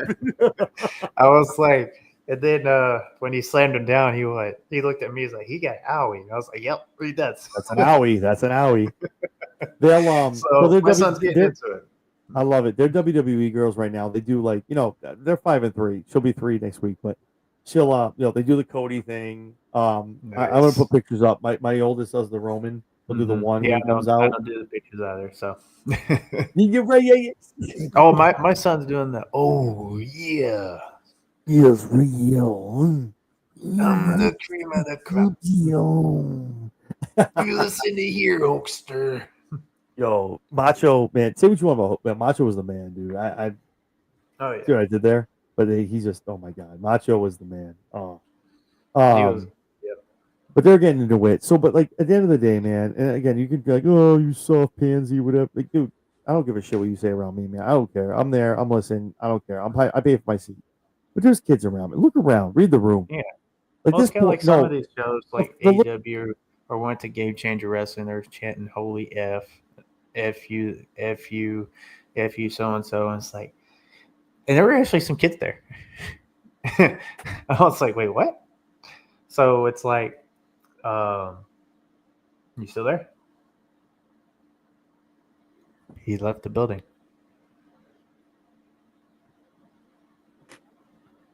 You still there? Your screen's off. Technical difficulties, ladies and gentlemen. No, I had to kick my There. cat out. I know I had to kick my cat out because he opened the door Oh, to my your cat. office. And my kids are down. My kids are down the hall, and they're gonna hear me. And My my dog's wife. chilling like right here. You know what I mean? But anyhow, so yeah, so you get kids there, and so when y'all start chanting these things, it's like, you know, I mean, I know you paid your kids are money, listening, but like, and I yeah, don't want my kid to hear that, and of course my kid's gonna know not to say slurs and things like that to right. anybody. But it's like when I go and take them to a show, that's what I love about WWE so much. They are that family, wholesome, friendly content. Yeah. They can get a little edgy at times, but not too far. But like AEW, like there's things they can. Apparently not in NXT. Holy shit, man! Oh yeah, NXT is going wild. NXT. Yeah, NXT's going wild over there. But for as far as Raw and SmackDown, they're big money makers right there. Yep. Um, it's like that'll be the show I like to take my kid to, because Yeah. I wouldn't have to really worry about that. Or if it does start, they'll kind of like, hey, because I went to a WWE Raw when a chant was trying to get going like that. The security guards like, you know, Yeah, they'll shut uh, you down. Yep. they'll shut you down, and then they'll Yep. kick you out if you don't listen. There Yeah. was one. Well, I don't know what the guy did behind us at that Raw show, but security was carrying him out, and he was saying things I'm not going to repeat. And Telling he you, was no, they drunk, I don't could play, tell. man. I'm telling you. And so it's like, okay, that's good. There's crowd control, at at AEW they have somewhat of crowd control. But when you hear them on TV chant "Holy this" or "F this," they blur it out. But there, I mean, of course, you can't, and they're not going to do the whole crowd control thing. So a lot of people are like, "Oh, well, it's supposed to be fun." Yeah, it's supposed to be fun, but if I take my kid there, I don't want my kid hearing these words that one I don't say myself, and two, I don't want him hearing these and repeating them later at home or at school or anything like that. So And that's the one thing we got to funniest be in thing, mind. and the funniest thing is too, and I don't know. And again, we'll move on after like I talk about this, but like Yeah, the funniest thing is like obviously it's a problem. You and me have kids, right? And I'm not saying you and me, but like in general, because I know we both have children, so yeah. it's our problem. So like if you have a child, and I haven't seen this at a wrestling event, thank God, but I've seen it at a Sox game. And not me. I've not brought my kids. I've not brought my kids to a baseball game. Okay, but I've been around, and someone's dropped the F-bomb. We got you yelling at the other team. You're getting upset. I was sitting by the bullpen. We had like seats by the field. We were by the bullpen, and some guy's just leaning in, and just the guy's warming up, and obviously talking that ish, and just doing whatever he's got to do. And and some guy turned around, and he had a 5-year-old with him, and the guy turns around, he's like, "Yo, my kid's here. Can you shut your mouth?" And the guy would turn Nice. around, no, but the guy who was talking, whatever, turns around and goes, "That's not my effing problem. You brought your kid to a game." And I'm like, that's Oh, not, that's not respect. but not even that though. That's the worst. That's the weakest flex you can get. And that's what I talked about with Mike too. And I'm not hitting, I don't want you to think I'm like hitting on AEW with this, but like when I went to TNA and I looked around, if you blocked out the screen, right, and blocked out the ring apron, it looked like a WWE event with as many kids as was there. AEW, there's kids, but not as There's, much as you there's think you more would see. adults. But I'm not. That's not a hit. That's not a slap. No, It it's would not. mean I like was there at All In Texas. Even at All In Texas, there was more adults than there were adults and kids. kids. Yeah. But what I'm saying is like no matter what though, like I'm like that to look at me like so it's my fault. I had kids and I brought my kids to watch wrestling. Like what is that? Oh, gee, how could That you? you know what I mean? Like God forbid you bring your children here. Like I'm like, but that was the wildest thing. But like I saw like on the floor there was so many kids, so much stuff going on. But it was so that I say all that to like probably kind of put a ball on it, I guess. But I wanted to ask you about the Tessa Blanchard thing because Hogan is obviously a hot topic, and I know it's late, so no one's really in the comments. So we'll be okay. Maybe post show we'll make some comments, but Possibly. yeah. But no, I feel like she's in the same boat. And if not for nothing, I don't know if you saw this. She came out and defended Hogan. I don't Yeah, know if you saw I haven't this. watched the video yet, but I got it in my No, watch it's later. just I it's think just a I'll watch it quote. It's just a after. quote. It's just a quote, and she pretty much says I think what you and me have both preached on our ends, as far as Hogan. And coming from Tessa, obviously people gave her a lot of kind of crap for it because it's her, Oh yeah. but she also spoke Can from imagine the experience. comment. Yeah, exactly. But she also spoke from experience, and she was like, it's sad that someone takes one thing you do in your life and takes away everything else in the entirety of the rest of what you're living on this earth. No, it's actually it's a long comment, but they I forgot who put it up, but but she literally was like, it was almost like her talking through Hogan and also talking about her situation because Oh they're yeah. probably, if not for nothing, it's one and the same.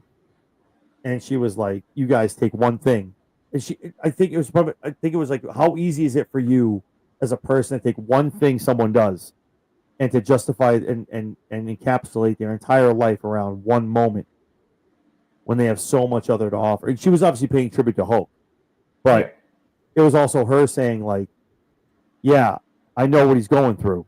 I said one thing, and this is what I'm dealing with, and look at these crowds, and look what I got to deal with." Mm-hmm. And I don't know if WWE was like, okay, she's obviously really getting this crap in TNA.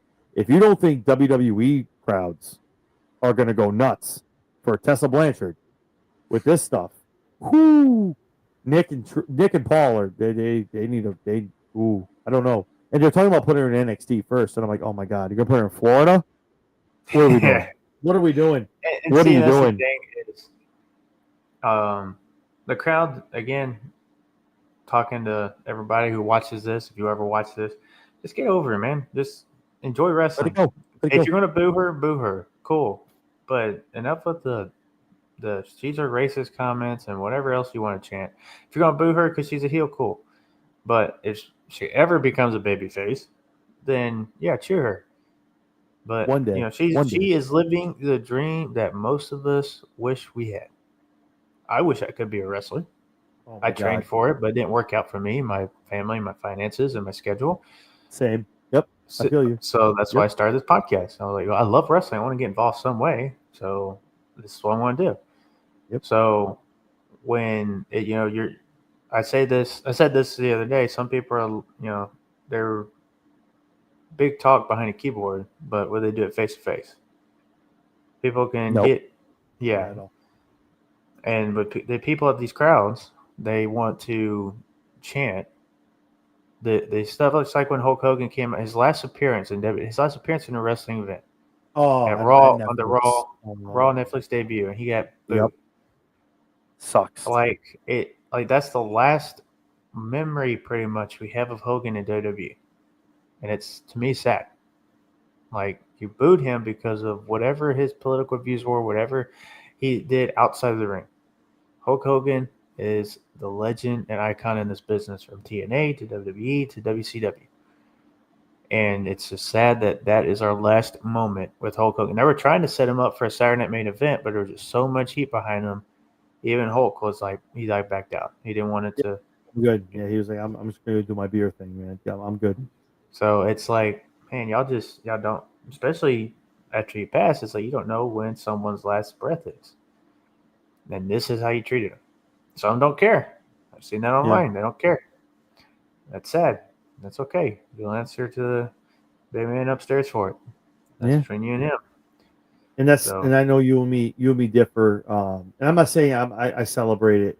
And we'll move on with the show, obviously. But I don't celebrate him, and I'm not like a cult guy carrying the flag. But I know you and me differ sometimes on JD from New York. oh, No, we name drop. listen. No, listen. No. Listen. I'm just saying. No. Listen. I'm just saying. I don't know if you saw. I don't know if you watch him or like check him out at least to see what he has to say. But I did watch. Well, I watched what he had to say about SmackDown, and he it's probably the most human I've ever seen JD ever. I think And the most he, human I've seen him was also when Jay Briscoe passed away. yeah, no, really. That moment too.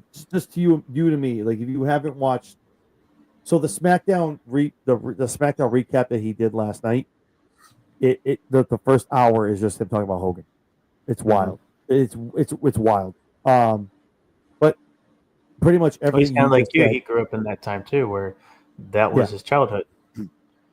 I think Him, this, Bret Hart, Macho Man, like and I know that's he what he can be grew a up. he can be a prick. I get it, and he does it for both sides. He everything.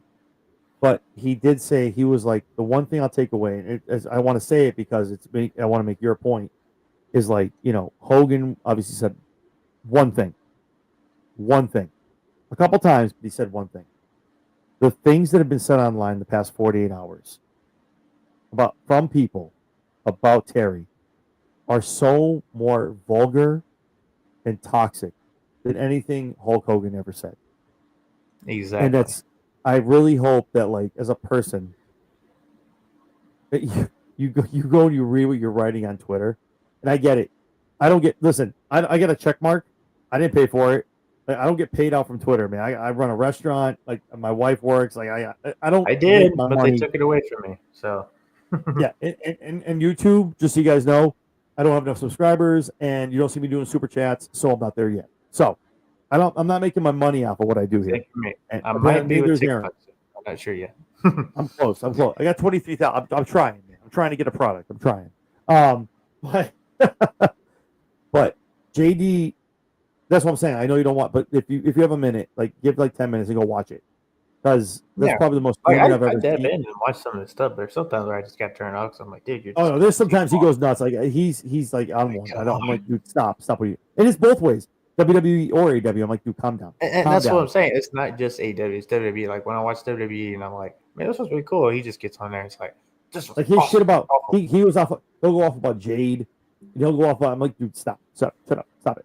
Yeah. But last night, a lot of the stuff he said, it resonated with me, and I was like, Mhm. wow, like, the same thing you and me are talking about. It was just like, what you people are saying right now is so much more disgusting.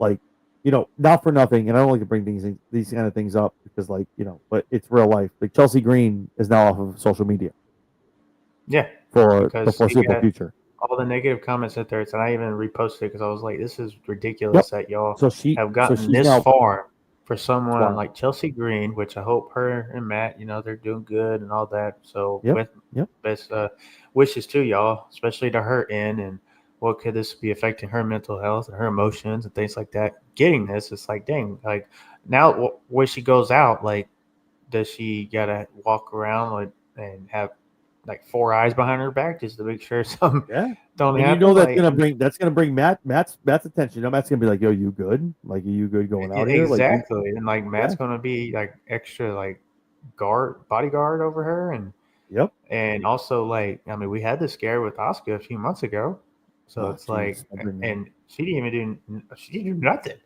Seth, and not for nothing, even like what's wrong? Provoked Seth and Becky had their house broken into, their vacation home. Like, Mm-hmm. you push a boundary, man. I'm telling you, like, And then now but that she did what she did, now fans are just really pissed off because she paid her respects to Hulk Hogan, someone she was probably a fan of when she was a kid, although she actually, disagreed. Matt Cardona was a fan when he was a kid, mhm.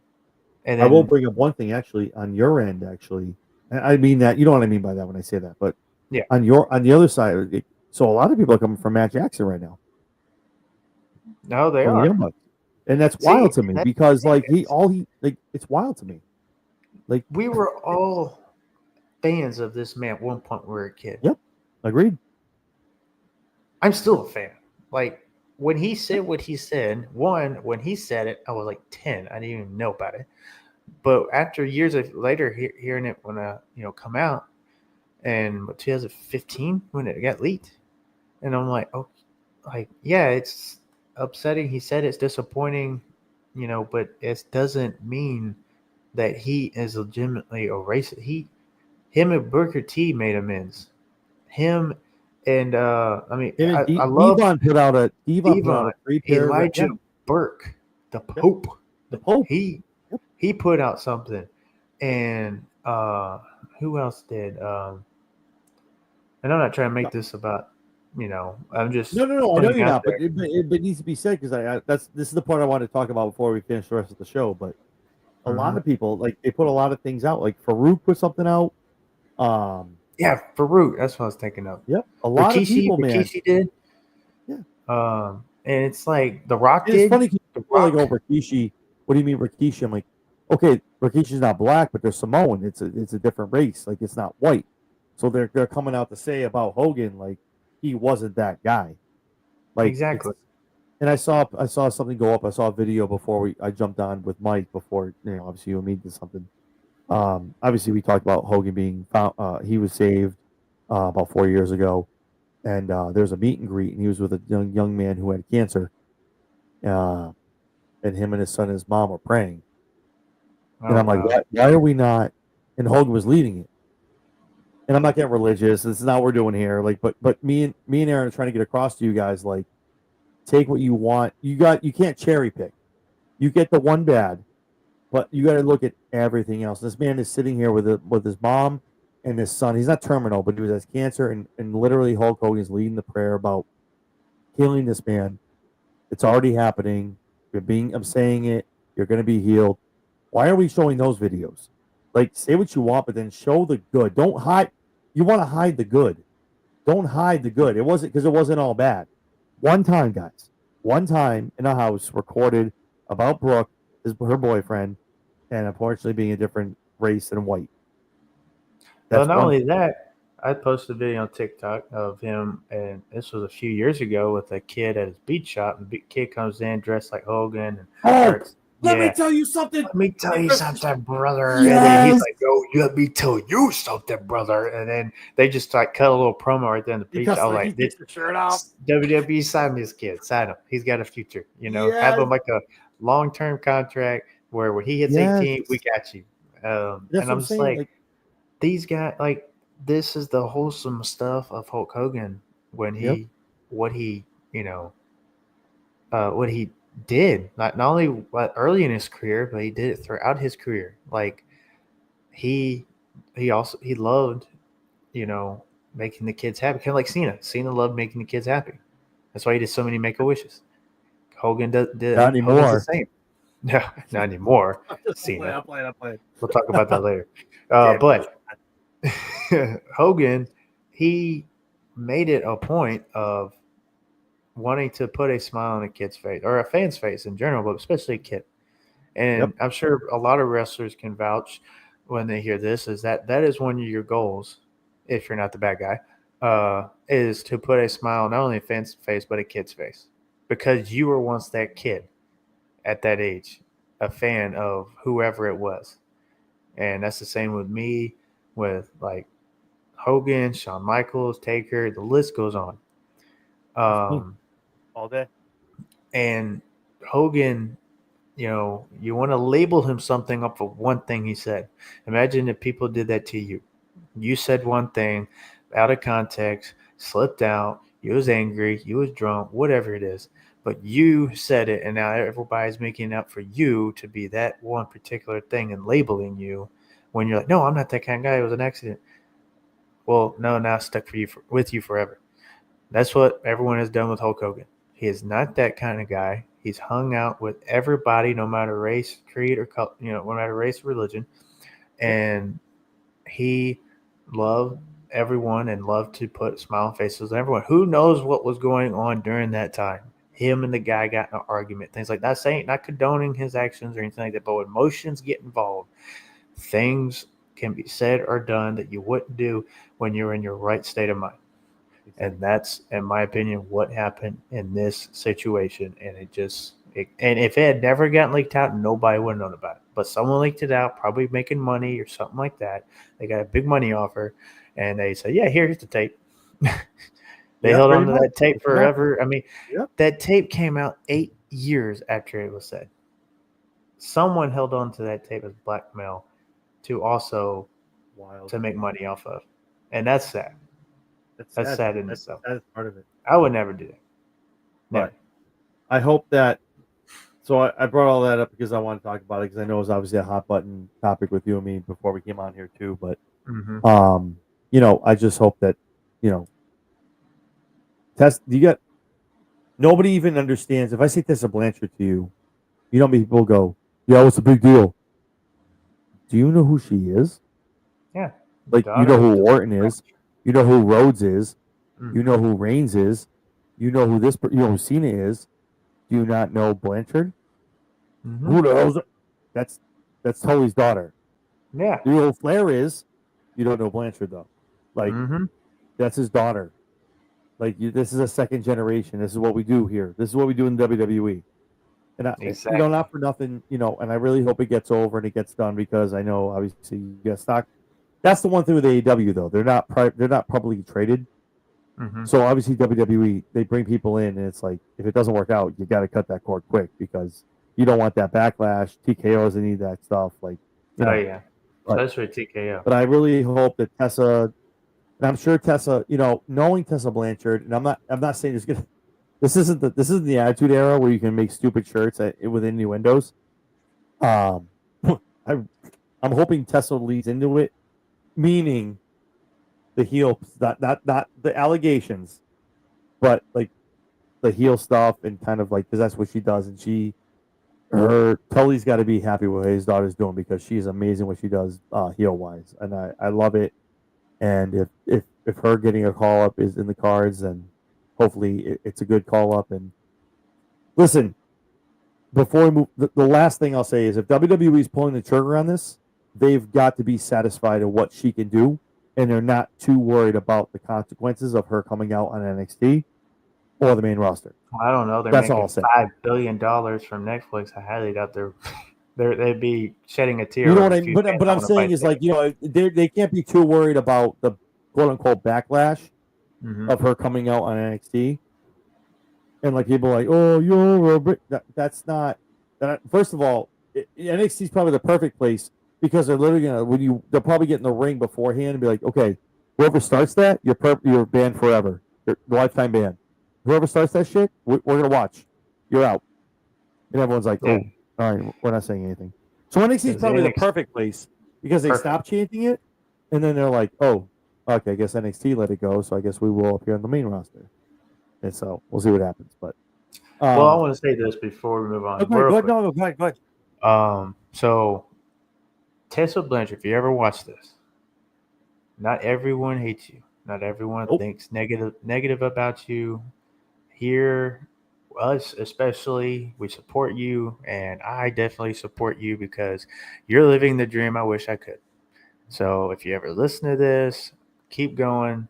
Not everyone hates you. Not everyone wants to blackmail you or wish you were quote unquote canceled or out of the business.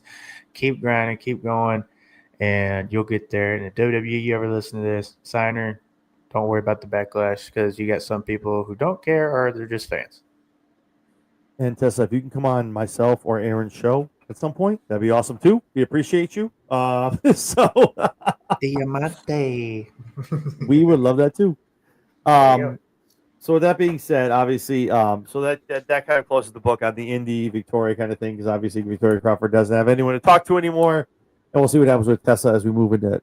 If anything, I'm kind of hoping Heat Wave is where she makes her debut. I'm going there to enroll, so we'll see what happens. But Um, we move on to as far as the NXT TNA rivalry that kind of everyone is waiting for to cook and kind of get out. We go to Eric Young, and he's sitting there with the Northern Armory, and Eric Young is actually tangents for days here, but once VKM came back into power, Eric Young cannot wait to leave WWE, and he said he'll never go back to WWE. Not because of that, because things that people are there, values, things like that, which is I totally respect. But EY has some stuff to say tonight, and it's probably going to happen on the turf of TNA, if I had to guess. But being the one who's slapping his face, looking at his boys, saying he's the one who's seeing straight, he's the one who's sane, and he is the one who needs to maybe bring the battle to NXT to make sure that outsiders are not running rampant on Thursday nights in the back seat. The outsiders, you say? Oh, what was that? What? You know why we're here. You don't know. You know who we are, but you don't know why we're here. Yo, Miss you, Scott Hall. God bless. I got the pleasure to meet that man. God bless, man. Seriously. Oh my God. Um, but yeah, so he's like, apparently, I need to make sure outsiders are coming in here. And with EY, I mean, maybe NXT is a destination for him. He probably won't go anywhere higher than that. But EY and the Northern Armory are obviously always a force. The Northern Armory is trying to prove their And I love allegiance. Eric Young. Eric Young is awesome. I've watched him EY, I years didn't in know how TNA. And I mean, I said this. I was talking about this with Mike on the NXT Rewind. You were talking a little bit about Slammiversary. I know these guys are obviously jacked, and I'm not naive to think these guys aren't built or they look any different. But EY is a house. Like that Oh man. yeah. Oh my God, he walked by me. Like the Northern Armor walked in front, he followed behind, and like when he walked out of the ring, like up after they, like, oh my God, wow, wow, for his age and his Built. food, just yoked. I'm like, Yeah. wow. So it's gonna be interesting to see if EY throws his hat into his hat. See if he throws his hat into the ring when we talk about taking it to NXT. With Oh that yeah. being said, Leon Slater, the now youngest NXT, Jesus Christ, sorry, TNA X Division There's an X in there champion. somewhere. Well, I got NXT on the brains. I can't wait because this next segment is definitely like toward NXT. So, watching him win that against Moose, Moose got his ass kicked. First of all, I don't know how it came across on TV, but Moose took some bumps, man. Oh my God, whew. In that Oh yeah. match against him and Moose. oh, I love Moose. Moose same. is Moose is a really great and homegrown TNA talent. And I love how he has stayed with TNA for all these Moose, years. Moose, Team Moose. Moose. So I love Moose. And if he ever also got his shot in WWE, that'd be great. But Moose, him being in TNA, doing his thing for years, not leaving, stayed with TNA and the brand, Mm-hmm. and He's a helped staple. keep TNA going. So many wrestlers could have left TNA, and there's some that did, but so many could have, and it really just died off. But there are some that stood by because they believed in the brand, and look where it is now, and look where it's going. Yeah, Moose had a great run as champion. He had a great run as NXT. See NXT all day, telling you. As X Division Trying to champion, listen. he did. I can't wait to get to that point. I'm so excited. Had a great run as X Division champion. Obviously, kind of weird for him to be X Division, but we all get the gimmick as we see what happened there. But um, what a match to see in person! What an event and what a moment to see Leon Slater become the youngest X Division champion. Obviously, Moose with the belt on him. It was great. 4 minutes after that, the phenomenal one comes down, kind of annoys Leon. Listen, man, I know you see this in WWE, and I want to say it's played out, and it's one of those things like, oh, that's cute. You hold the arm up, and the proverbial quote unquote torch is passed. Man, when Leon was jumping around that ring, like I don't know how much the camera was on it. That man had a smile like a Cheshire cat, like like when that music hit. Obviously, he knew it was He going to became a hit. kid Maybe he again. didn't. Maybe he didn't know it was going to hit. I don't know. But Leon acted like a 3-year-old. Like it was Mm-hmm. wild to me. And for Asia to come out and pretty much call you the future, that's Yes, I mean, again, kayfabe or I'm not, and honored. scripted. Yo, that goes down in the annals of time of TNA and wrestling. That AJ Styles came out and goes, I know about X Division, and forget about earned it. You deserved it. And I'm like, yo, and we all, some people were there were some people weeping. I'm not gonna lie to you. There were some people crying. Like it's because if you're a TNA person, I was TNA. I was 16 years old at my house. I know there's a 10-year difference between you and me. So you got in, TNA was kind of a thing. It kind of was on some Mm-hmm. TV. I had to go. It I was had on to go in my Spike room. TV. Spike. Oh, don't bring up Spike TV. Oh man, last men's network ever. Oh yeah. It was back to TNN. So I had to buy I had to buy TNA on pay per view every Wednesday for $5.99. So I had to roll out the living room. Hey, I'm gonna give you $20 when the bill comes in because I'm buying this. I had to buy TNA on pay per view to watch it every Wednesday. That's where they started, and all that Man, money. Yeah, no, I'm telling you. Talk to now somebody me was like my on age. weekly TV every It was Thursday. it wasn't on yet. That's what I'm saying. It wasn't on yet. You had to get on pay per view. I saw Man, Baby Styles. I saw Abyss. I can go down the whole road with you, man.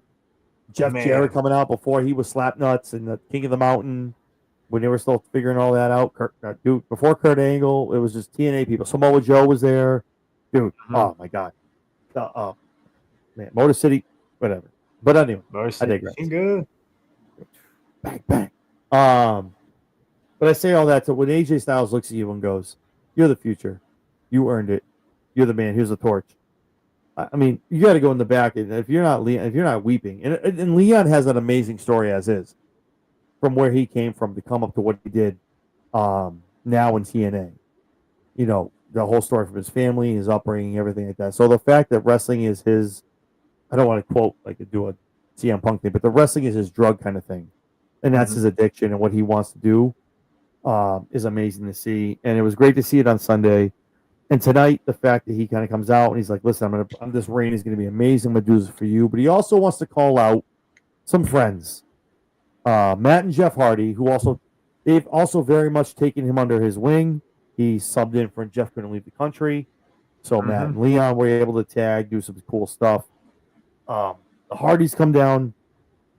They talk about how this is going to be an amazing Hardy train, and Jeff calls it the Soul Train. Soul Train. What they're going to do, which is awesome. Again, I'm here for anything Hardys. I met them. They were probably one of the most amazing people I've ever met signing things. I had like 6 belts because Jeff had held things, Matt held things, and they were cool. It was awesome.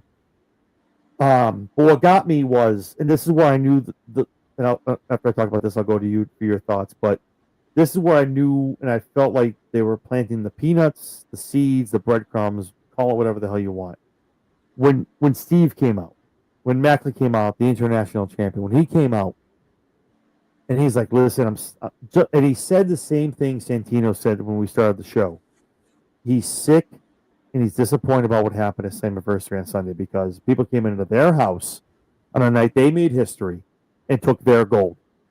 And obviously, Steve turns around. He gives the message. It was no, and I love Steve because I'm a veteran. So like, he's an awesome wrestler because he definitely channels into like that military stuff.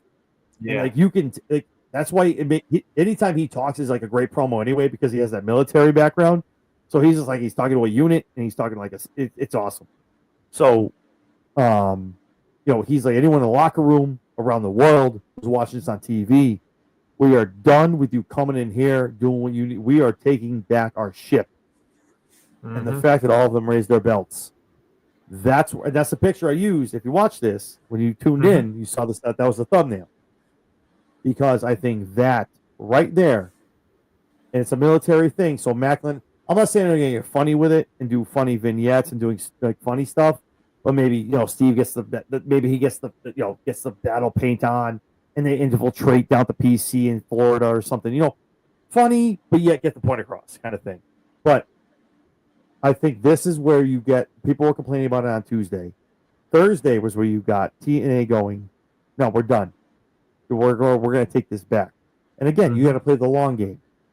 Bound for Glory is in October. That's a long way away. We're in July. So Emergence, you'll get some stuff. Heat Wave in August, you'll get some stuff. And I forgot again. I apologize. I forgot. I don't know what the September pay-per-view will be. I think it's Under Siege. But I think it's the beginning of the year. Yeah, come down. Hey, we're doing that too. Hey, come on. All out too. Come on, man. Damn. So we got that, and then but it's a long. TNA's got to play the slow burn. Yeah. And those of you that are coming, and again, you hit the nail on the head. Oh, the TNA belts. Oh, if you say that, you don't know the product. My boy Sam Roberts over at Not Slam Wrestling. Watch the product. It's real too. He's one of my inspirations for doing this, man. I started. You got to watch the product, and if you don't know TNA, they don't have a monthly PLE. They don't have a pay-per-view every month. They need to play it to their mania. So obviously, to be a Santino, whether or not he wins the North American Championship on Tuesday, maybe not. But we run it back. We start doing cool things, and now you see more NXT people TNA people on NXT, and maybe vice versa. So. Again, I say all that too. It's got to be. I'm telling you, it's got to be. Whether some of it's at Heat Wave, and you get like somebody getting some belts, a tag team match. It's got to parlay over to Bound for Glory. But I bring all that up. Your thoughts as far as the promo, Leon, the Hardys, and Macklin, obviously all champions holding their belts up, talking about no one's coming back into this house. What are your thoughts as far as the next 2 to 3 months look as far as TNA and NXT and getting back that heavyweight and the heavyweight championship and then knockouts championship? I thought it was a really good promo, and like you said, Leon Slater. There's clips of him where it shows it, where it pans out to AJ Styles entering the ring, and I see Leon jumping around. It's so cool. Like That'd be kid. me. That'd be me. That'd be me if I was in a situation. No way, AJ Styles. Because I was wondering how AJ Styles was going to be included in the pay per view, and then there you go.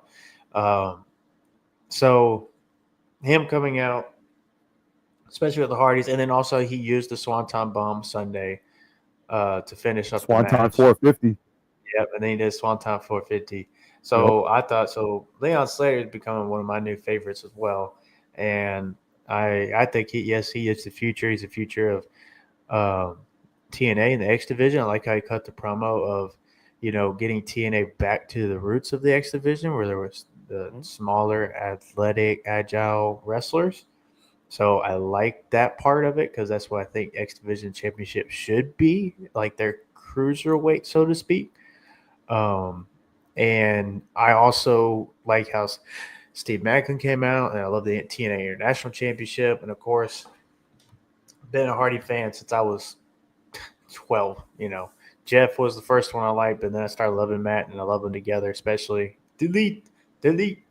So I listen to his podcast, Stream Life, and Matt Hardy.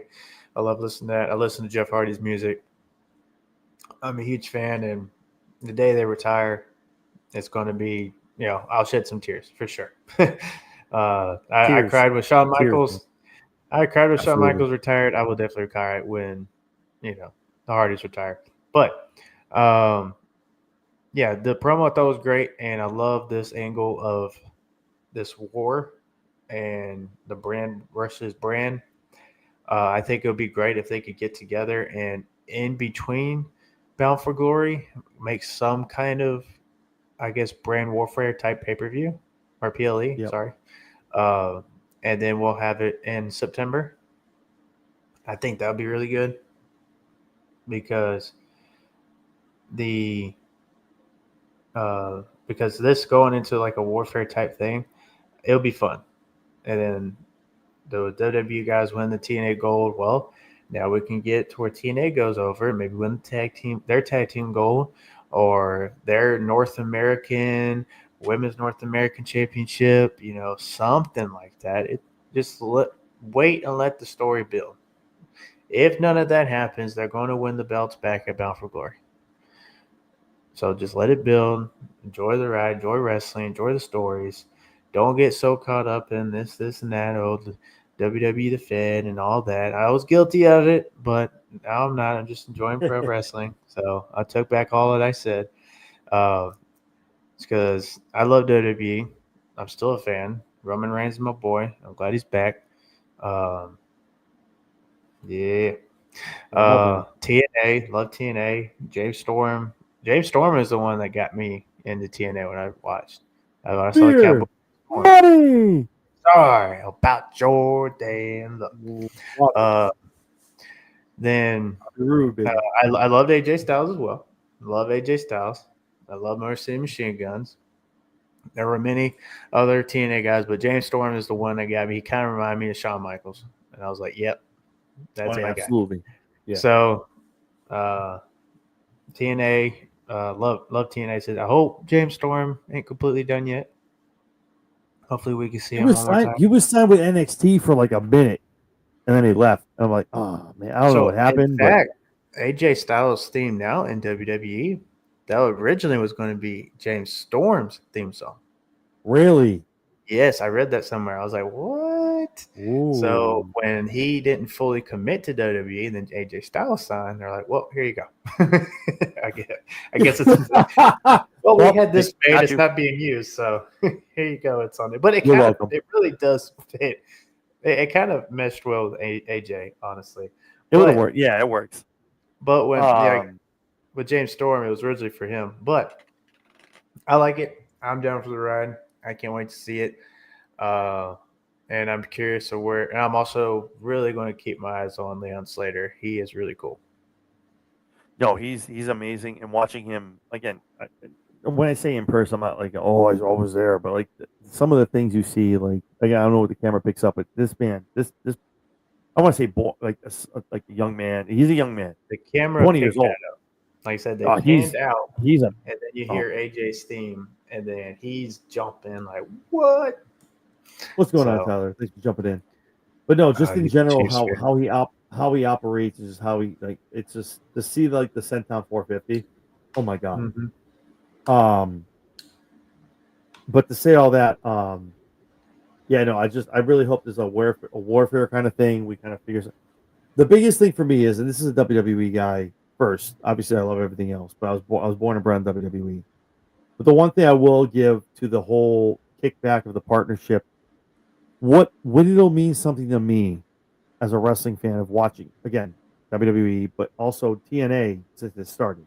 I put this in a tweet. I was talking. I've gotten the privilege of watching. I didn't see WWE when it started, but I've had the privilege of watching the first TNA episodes. I've gotten to watch the first Dynamite, the first Collision. So I've gotten to watch two other companies start up and like come against WWE. The thing for me is when WWE allows the TNA people to win their belts. That's a thing for me because I mean, say what you want about whoever makes that call. Paul, Nick, well, Paul's the head of creative, so you guess Shawn Michaels. I'm not for nothing. You know what I mean? Nickelbacker's got something to say too. So, but when the first, whether like you said, whether it's the women's North American, whether it's the goal needs to touch another brand, and I think that's going to be the part where everyone goes, oh, okay, it's all good. It's because WWE takes and takes and takes and takes and Well, I takes. made a point on a post with when they partnered with AEW. All AEW did was took Kenny Kenny Omega. Omega. Kenny Omega was champion for like 180 some days as Impact TNA World Champion. Yep, And then Christian Cage won it. He was signed with AEW. that's And what I I'm didn't saying. see anybody from TNA winning an AEW belt. Nope. So it's all, and honestly, WWE to me is doing it better than what AEW did because they're bringing it on. It'd be cool if it's in War Games. They are bringing it onto the show. Their stars are going over there, and it's more than just. Again, yes, it is the NXT developmental, but they are putting AJ Styles over there, and hopefully we'll see Randy Orton one day, or hopefully we'll see Cena walk up in there with the WWE title. That would be big. I'll take it. So, but even if we don't, just seeing the future of WWE walk into TNA, that is still something, and that's still fun to me. It ain't got to be a big household name. Just seeing like Obafemi is a big household name, and he's walked in TNA. Oh, I love Obafemi, future main event player. If he's not, Triple H and I are gonna have some beef. It's got to be, dude. You saw the show earlier. It's dude. Oba's got to go right in main event. Man. It's got to be. All the shows I've done with Mike Norton, Big Mike, now you. We all agree. You can't have Oba walk in there and not walk in there and be champion. It's got to be. So that was a great segment. Obviously, all four of them, and I think that's kind of like putting down the breadcrumbs and dropping kind of the seeds of the war we're going to see. Whether, like Tyler said, we get a war game, whatever's going on, but I think you're going to start whatever. Early prediction: I think Santino wins the North American Championship because he's riled up the troops. Something's going to happen, and not for nothing, Ethan can afford to lose the belt and be an irate heel a-hole, and then what do you get? You get Ethan on Thursday nights. Yep. There we go. I'm for it. I think Santino wins it because it sets the standard, but we'll see what happens. Maybe he doesn't. Maybe I'm wrong, but what do I know? I'm just a podcaster. But Sometimes we're so right though. you saw Friday. There's a lot of stuff I talked about night 1 and 2 that I've gotten. So listen, Paul. Hi, Nikon. Or Mace Tony. Warner, Jake something go at it. No DQ match. Great match. Oh yeah. The tax spot was sick. I don't know if Jake was trying to protect. I don't know if he was trying to protect Mace or not, Mance. I think so. But like, Jake definitely took most, like 80% of those tacks in his back, and Mance just got like. I was like, wow. Which I don't know why, because I saw Mace wrestle at GCW. He took way more than. And I saw his match against what's his name?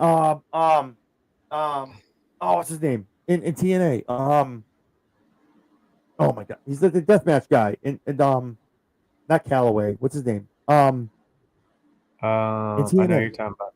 Starts with a C. Yeah. Callis. Last name. Right. Nope. Callahan. Yeah, something like that. Yeah, Callahan. Callahan. Let me see. The deathmatch guy. Him and Mance just had one. Like they had one at the 2 pay-per-views ago. They were staple gunning each other's mouths together. Oh, like yeah. Mm-hmm. That's right. I can't remember his name. I apologize. I'm horrible with names. I'm googling it right now. Eddie Callahan? Is it Eddie?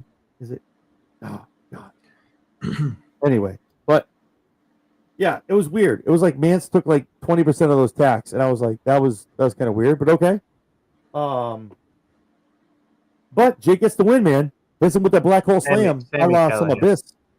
Sammy Callahan. There it is. Thank you, Sammy Callahan. Yeah, Sammy's I love him disgusting. too. Cool. And Sammy took some time off, I think, because he got kind of berated by Moose the week before Slammiversary. That was tough. That was some tough TV to watch, for the record. But I still want to walk with Elijah and have him win the TNA gold. He's got that. He got that bicep injury though. He'll be back. He'll be back in a couple months. Yeah, they announced it at Slammiversary. I like how TNA does the BioFreeze injury report. Mm-hmm. And I forget the whatever match he had that week before, he busted his bicep. So that sucks. But he's out. I think he's out a couple weeks. He'll be back because I think WWE wants him back because his VKM screwed him up with the whole. Mm-hmm. Yeah. We're not trying. They can make money with him. Oh, dude, people actually have him go out there and legitimately sing because he can sing. He has a great voice. Yeah, and literally WWE stands for Walk with Elijah. So let's go. Yeah, I like Elijah Bear and Elias, honestly. It's the same thing, but I do like more of the undertones with Elijah, though. I do agree with you on that. I like that though. It is a little bit different. I like that.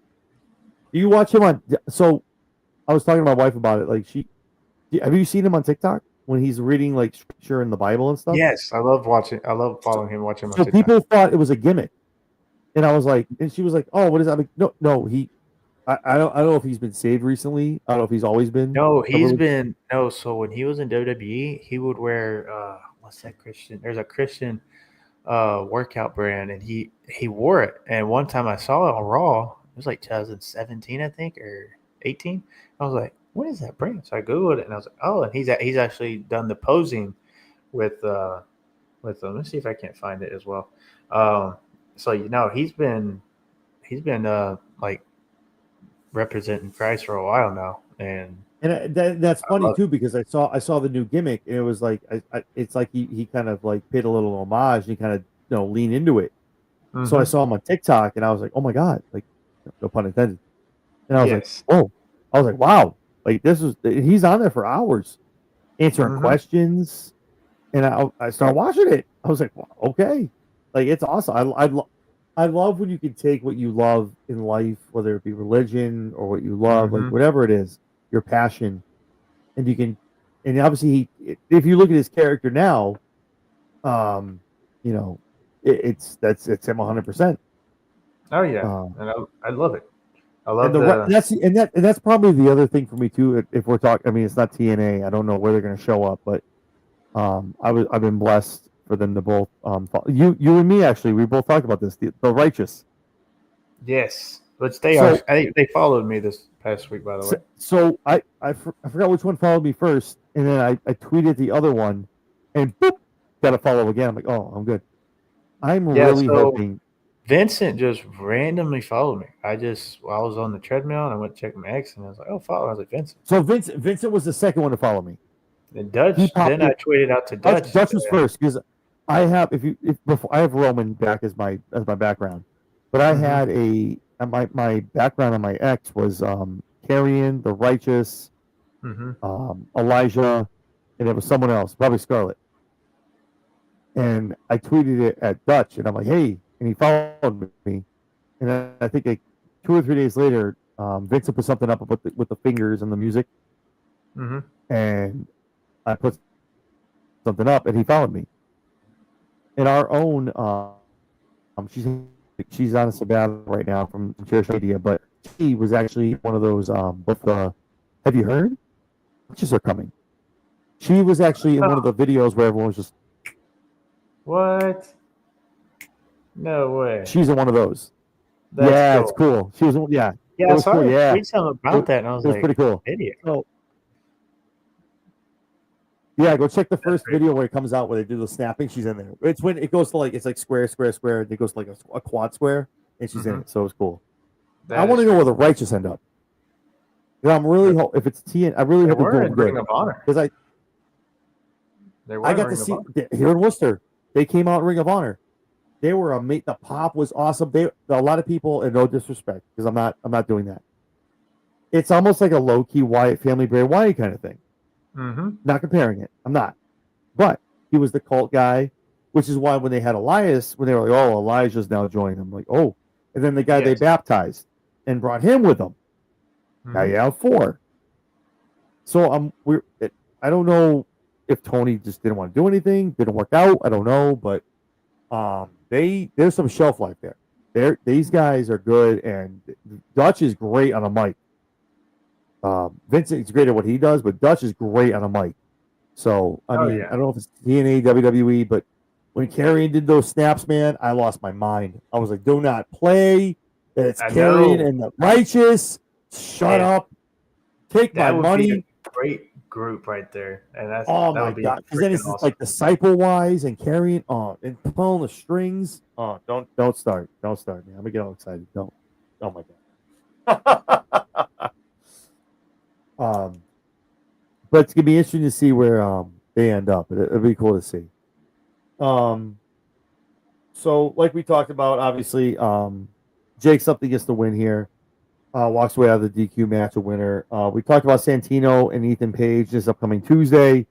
North American Championship. I think there's going to be some tomfoolery on both sides. I think maybe the TNA team gets in here, does some things, cost Ethan because I can't see Santino talking this much about betting on it and guaranteeing it and getting gold from NXT over to TNA and not doing it. Because, like I told Mike when we talked about it on the rewind, if WWE is looking at each other in the boardroom, if it's that big of a deal, they're like, well, we can't just give our belts to TNA. Well, it's Santino. He's technically a WWE guy. We can give it to Santino. It's okay. Like it's, Technically, yeah. you know what I mean? They're like, well, Make this one technically, sacrifice.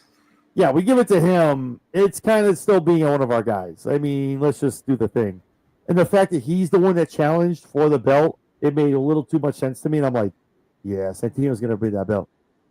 Look at me. Not another champion. Man. Look at this. Dude, Santino kills me, man. I love that man. Jason Shaheen. I Yes. love Santino. Ethan, He's awesome. Ethan Pachi. Yes, you. I'm like, bro, stop. I can't with you.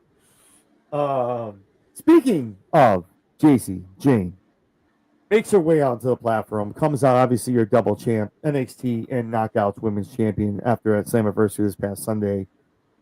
Calls out a who's who of women from TNA. I gotta look down because there's so many. Speaking of Tessa Blanchard, Zia Brookside, Rosemary. She called out Gail Kim, even Jordan Grace. Gail But Kim, the fact that, and I was like, Gail Kim, why are we doing that? Is she gonna sign? What are we doing? Why are you talking about her? I thought she was the head of the creative in TNA. No, so she was fired 3 months ago. What? Yeah, from NXT. Yeah, I don't know. That's She was very admirable. She was very acclimatable about it on X. It was funny because I reached out to her 2 months before that, and she was like, "Well, sorry, I'm under contract at TNA, so you have to reach out to them." I said, "Okay." And then 2 months after that, so I reached out. She was, "Well, I'm kind of busy right now, so I'll get back to you." I said, "Okay, no fair, no problem. I'll get back to you." Um, but she was cool about it.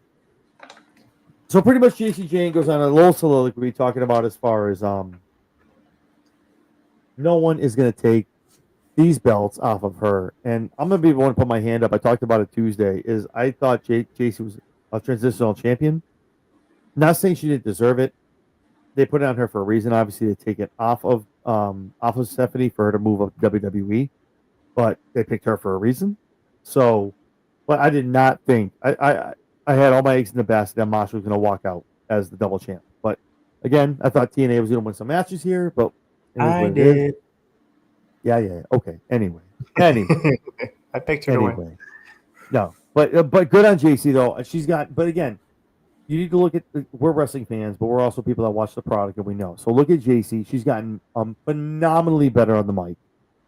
Okay in the ring. Still has the various tactics, but on the mic, JC is 100% better now. Oh yeah. So like the promo tonight, I was like, okay, you know what? I can get behind a JC like this. Like not doing like stuttering or moving around. Like she just cut it. It was good. Like I was here for it. So that was cool, and we'll see what happens. Obviously next week, Masha and JC have their run back match on Thursday on Impact. Then we run into what we talked about, the quote unquote cope heads. We have Matt Cardona, Brian Myers taking on the Great Hands from Mustafa Ali's group. And great match. Dude, Tasha Steele, dude, that lumbar check. Order 4. Thank you. Tasha Steele's that bounce off of Cedric with that lumbar check Yes. was wild. He set her up, and we're like, no way. There's no way. When she boom off of his legs, we're like, but I'm thinking if I'm hit, like she's she gonna have back problems. Well, I feel like he kicked her up, kind of like took it in and like bounced her up, kind of. But that bounce, man, we're all like, oh my, no way. What, she really just get that on her? Like, but the Order 4 has been such a great, again, I don't like to use the word fumble. I don't. But Mustafa, I mean, I knew they put him as like the head of like, Retribution and this whole like the hacker thing. And Mustafa has such a great like opportunity to be something great in NXT, WWE, and he's found it in TNA, which is awesome. This is his second stint, but he's this group he has around him. He could have. I feel like that's what they wanted to do in WWE, and they didn't know what to do. So they're like, here you go. Exactly. And he was like, yeah, cool, thanks, guys. This isn't what I looked for, but okay. But the Order 4 is just the great hands and Tasha around him, and now obviously Bill Collier. Oh my God, this is like Big Bill from AEW. Mm-hmm. I'm like, who's this guy? I'm like, is that? Nah, he's still signed. He was just wrestling. What are you talking about? That's not big. Like, I'm like, what? Looks like literally like Big Bill. I'm like, same hairline and everything. I'm like, oh my God. Maybe it's his brother. It could be. So Bill Collier, obviously. So now, obviously, Mustafa has another bullet in the chamber. The next, my thought process is, I don't know what's leading up. I think Santana needs to finish the story. I don't know what's going to happen in Emergence, but I know Mustafa. He talked about it at Slammiversary. He talked about it this past week. The world title is his next pop. And when he looked over at Trick standing next to him, looked down at the title, looked at Trick. That might be your Emergence match, a triple threat, a one-on-one. I don't know, but that'll be good. Oh yeah. But before we get into the main event, your thoughts as far as the Edgeheads teaming back up against the Great Hands, and Bill Collier obviously joining Mustafa's group, and what that means for him moving forward as far as the TNA World Title. I thought it was fun seeing Matt Cardona and Myers team up again, and I hope they stay a team and they can make a run for the TNA gold, tag team gold as well, or maybe even NXT. Matt Cardona. Yeah. So it was great. Excuse me. it was great to see them again. Just bring back the edge heads again. I love it when they do that. They always get back together. It was fun seeing it on last Sunday at Slammiversary when he teamed with them against Dark State. It was awesome. But to see them two as a tag team, it was fun, and it was a great match. And Collier, yeah, we'll see how this goes. I hope he don't get lost in the mix. But we'll see how this goes with that, because I mean he's added to this group, and I agree it's kind of gone. Has it already gone anywhere? And Mustafa Ali as well being the leader. I mean, Mustafa Ali is a great talent, but oddly, he needs to be like on his own, not to be with the group or anything like that. And he needs to be just on it. When he was doing this whole thing in TNA when he first started on his own, I thought it was great. Like the presidential thing and all this stuff. I thought it was great. But now they started adding all these guys with them. It's like I don't want to see. I just don't want to see like this big group and it doesn't go anywhere or nobody from the group benefits from it. So, but Mustafa Ali, he could be a future TNA champ, X Division champ, getting back in WWE, and he could be champ over there. Mustafa Ali is pretty great. I've always loved Mustafa Ali especially when he was in WWE, and when he was also in Impact the first time. So I just hope this really works out for him and he elevates in TNA and he wins the gold instead of just being in this group or something like that. Yeah, we'll love to see him get a championship. I'm in the same way, like a singles, X Division, whatever you want to do. But if this group helps him win a title, like he wants to get it, I get that, and maybe like kind of turn around and be like, I really don't need you guys. Actually, to be perfectly honest, then we kind of get the solo run, things like that. So, very, very excited to see what happens with that. Again, it's awesome. Always cool to see Matt and Brian tagging. It's always a good time to see that. They have such great chemistry, and obviously Matt Cardona. Let's go. Anytime. In the main event, let's go. Maybe I'm waiting for Matt to pop up on NXT, man. I'm waiting for it. It's gonna happen. That music hits, and all 200 people are gonna lose their minds. That's why it needs to happen. The internet. That's why it needs to happen at Heatwave. What? Heatwave? What? I don't know. What? So we'll see what happens. Or SummerSlam. No, something you never know. Night two. It's gotta be night two. So the main event actually, this is gonna be short and sweet, and we'll end the show with this. But I really like this match. Back and forth, 1-on-1, chain wrestling at the end, pin, and at the end of the day, Santana gets the win. I can't be the only one that says this, and I'm not pooping on it. I'm not poo-pooing it. I'm not saying I'm over it, but I can't be the only one that sees the steam coming out of Joe Hendry's sales.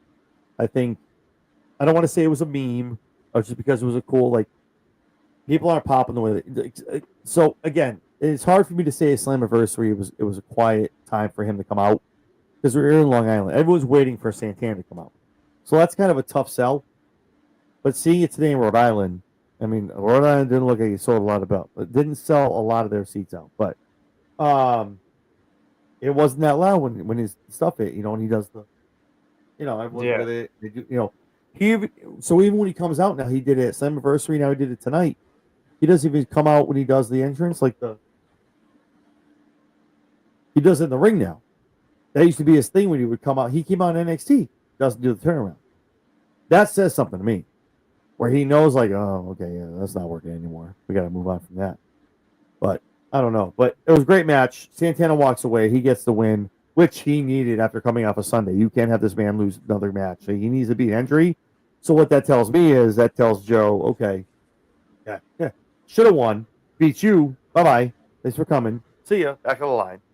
Now his focus is on Trick, like we talked about. If it's Trick and Santana as an emergence, that worries me because what are we going to do at Bound for Glory? But again, we'll see what doesn't necessarily mean it's not going to happen. It could be he loses again, and it's like, and then that's when the stipulation will come in for the match. Does Dark State get involved in this time? And you're like, oh, wait a minute, Dark State. Wait a minute. I've been talking about this for 5 months. I've been like Trick is the leader of Dark State. Y'all don't know it. Give it time. Let it cook. I'm telling you, as soon as it happens, I'm I taking don't such a big. I'm putting bookmarks up. I'm taking a victory lap. I'm like, look at all these when clips. you I told first you. said it, I was like, nah. But now after seeing like some, because I have telling not you. seen them attack him at all, and he's been Oh. in the ring several times when they have attacked everyone else, and then they just kind of look at each other, and the Trick bails out. So at first I didn't believe it, but after I'm like, man, And then when Ava said it last week on he TNA, I might be went, right. He might be the one that's. And didn't he tag with them one Yeah. week? And so it's like, well, yeah, that's what I'm saying. So I'm Ava starting to believe it literally was now. like, oh, no, he had to tag against them. She was I like, was oh, well, against that's kind of funny. Dark State never seems to hurt you. He's like, what are you talking about? That ain't nothing to do with me. So no, you have That's no right. problem That's right. facing. That's right. So it was Dark State taking on Santana, Hendry, and Trick. But Yeah. Trick never And got then, involved, and you have to put a hand on him, which is wild. We'll see. We'll see what happens. I'm telling you. I don't know. Long game. I don't know Long-term if story. Emergence would be maybe the right spot, but I'm Oh, thinking please be at Bound for least. Glory. Please, God. Please. Please. No, I don't think it'd be Bound for Glory. Maybe the one of the NXT PLEs. Maybe. Heat wave. Maybe he challenges or puts the belt on the line at one of the NXT PLEs, and then I think Oba and him are destined for another match. I don't know if it's gonna be title for title, but I think maybe those two that's have it. Maybe when he goes title for title, how else he's going to be Big Oba? I mean, have them come in and do their thing, and then he gets the final blow and wins the title. Yep. Who knows? I do like how in the time and age that we're in, when we do title for title, it's not like a unification. It's literally like JC walking around with two belts. And if it's Trick or Oba, they walk around with two belts. We're not getting rid of belts here. We're just title for title. You're just taking out the championships. So I like that. But yeah, man, it was an awesome episode. It was good stuff. Thursday, obviously, in the smaller potato scheme of things, obviously, in 3 weeks, we're building up to Emergence. We'll see what happens. But at the end of the day, I think the bigger picture here is, and TNA is building up their troops. They're getting the war ready, and they're going to bring it to NXT. And I'm very, very excited. Whether it's Emergence, obviously Bound for Glory. Hopefully, you can get up here for that. Or even Heat Wave. We'll see with finances. Yeah. Oh no, I hear you. I hear you. No, tickets are. they're not that bad now. Yet? Buy now, but me and Mike should be able to lodge you. So you got to worry about driving or flying, and then getting a ticket. So flying and getting a ticket is based on what I'm worried about. Yeah, we'll see what happens. So I'll definitely fly. I don't like not driving long. It's easy. You can fly right. You can probably Texas, right? Yeah. No, Vegas. Vegas. Oh, you can fly, dude. You fly right into Worcester, right off JetBlue. Yeah, right into Worcester. Absolutely. We'll talk about that. But yeah, we'll talk about that. Worcester, yeah, Massachusetts. Yeah, the show was great. Yeah, they definitely planting a lot of seeds. I think Tuesday's NXT is going to be awesome to watch. Good stuff to watch there. I think it's going to be good. I think Santino walks away with some gold. We'll see what happens. Again, if they're going to feed back into this partnership, you need a reason to tune in Thursdays, I should say, even though you got to do it on TNA Plus. But you need to tune in because now Santino's going to walk around with that North American Championship. We'll see what happens. But yeah, that's how I'm going to watch TNA is on TNA Plus. That's how I do it, baby. That's it every month. So the show was great. I appreciate you taking the time. Obviously, we're about 2.5 hours in here. A lot of other extracurricular stuff, obviously, with Hogan, Tessa Blanchard, and a lot of other stuff. But it was always a pleasure, man. I appreciate whether it's WWE, AEW. We always have a good time when we talk. So, for those that don't know, they haven't seen you before, where can we find you on the socials? Oh, well, you can find me about near every single one of them. X. You can find me on X. Aaron Twitter. is everywhere. Hey, I even got a Blue Sky. I paid attention to it because it's not as good as I thought it was going to be. But the only reason I have it mainly is because Hangman's on there. That's it. But There you go. I'm on Blue Sky. I'm on X. Twitter, whichever you want to call it. YouTube. Subscribe to my YouTube. Like, subscribe. My goal is 1,000 subscribers by the end of the year. And then on TikTok, I'm trying to get that 10,000 every time I tune in. It goes up. So I'm trying to get 10,000 on TikTok. I'm on Instagram, Threads. So follow me on all those and subscribe to my YouTube. Tune in every other Wednesday, not every Wednesday, due to my work schedule. Every other Wednesday and Thursday, I'm going to be doing Dynamite on Wednesday, and then Thursday, TNA Impact. Sad that Collision is next Thursday as well, but I'm going with TNA. I want to start that TNA watch along. So, although I want to see Dustin defend that TNT title, but also every other Saturday I do the Collision watch along, like I did earlier tonight or last night, and then I do the Monday night Raw watch along with Devin Travel Cheap every other Monday night as well.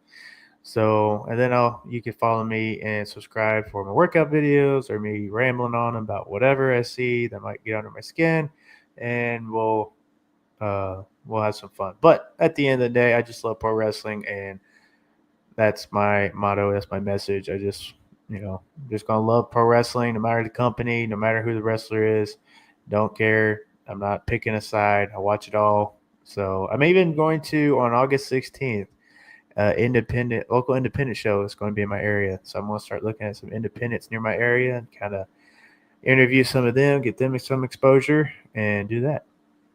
Because I love pro wrestling. August 16th is actually the date of emergence, just so you know. I will be at a live show, so I'll catch No, it's fine. It's fine. I'm not saying it for that, but you said that, and I went, why does that sound? Oh, shit, that's emergence for TNA. So, no, this company is League of Lions. They're in Texas. So nice. They're actually the company I was with training for a while before I got out.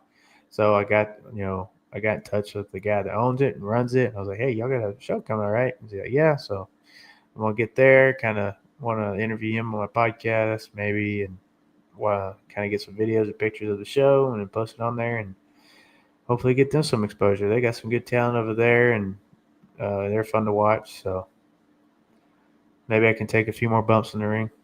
There you go. See what happens.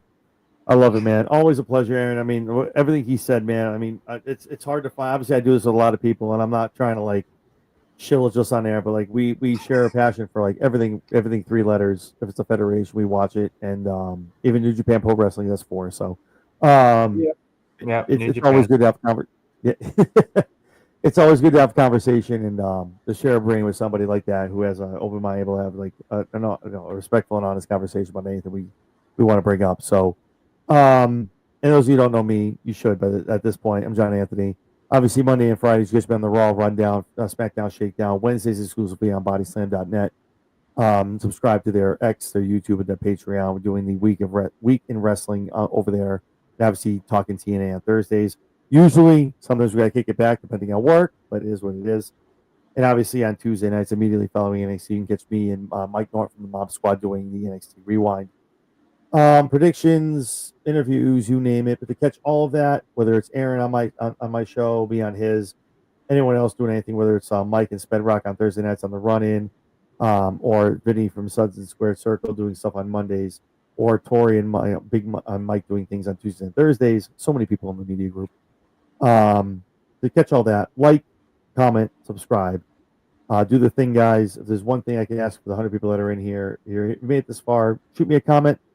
Hit the thumbs up. It helps YouTube let them know, hey, everything is good. Helps myself, helps Aaron out as well, and obviously everyone else in the media group. So, yeah, man, as always, great conversation. I appreciate you coming on. Obviously, it's late for both of us, so I'm going to go get some sleep. So, yep. I got a birthday party for my little one tomorrow, but as always, great banter. And, yeah, we'll be talking to each other very, very soon. Oh, yeah, brother. Doesn't work for me, brother. Awesome, man. So, what you gonna do? You're doing chair shot runs wild on you. Oh, yeah. Love it. Awesome, man. Always a pleasure, man. Aaron, have a great night, man. So for Aaron, loves wrestling, I'm John Anthony, guys. Thank you so much. We will catch all of you guys on Monday for the Raw Rundown.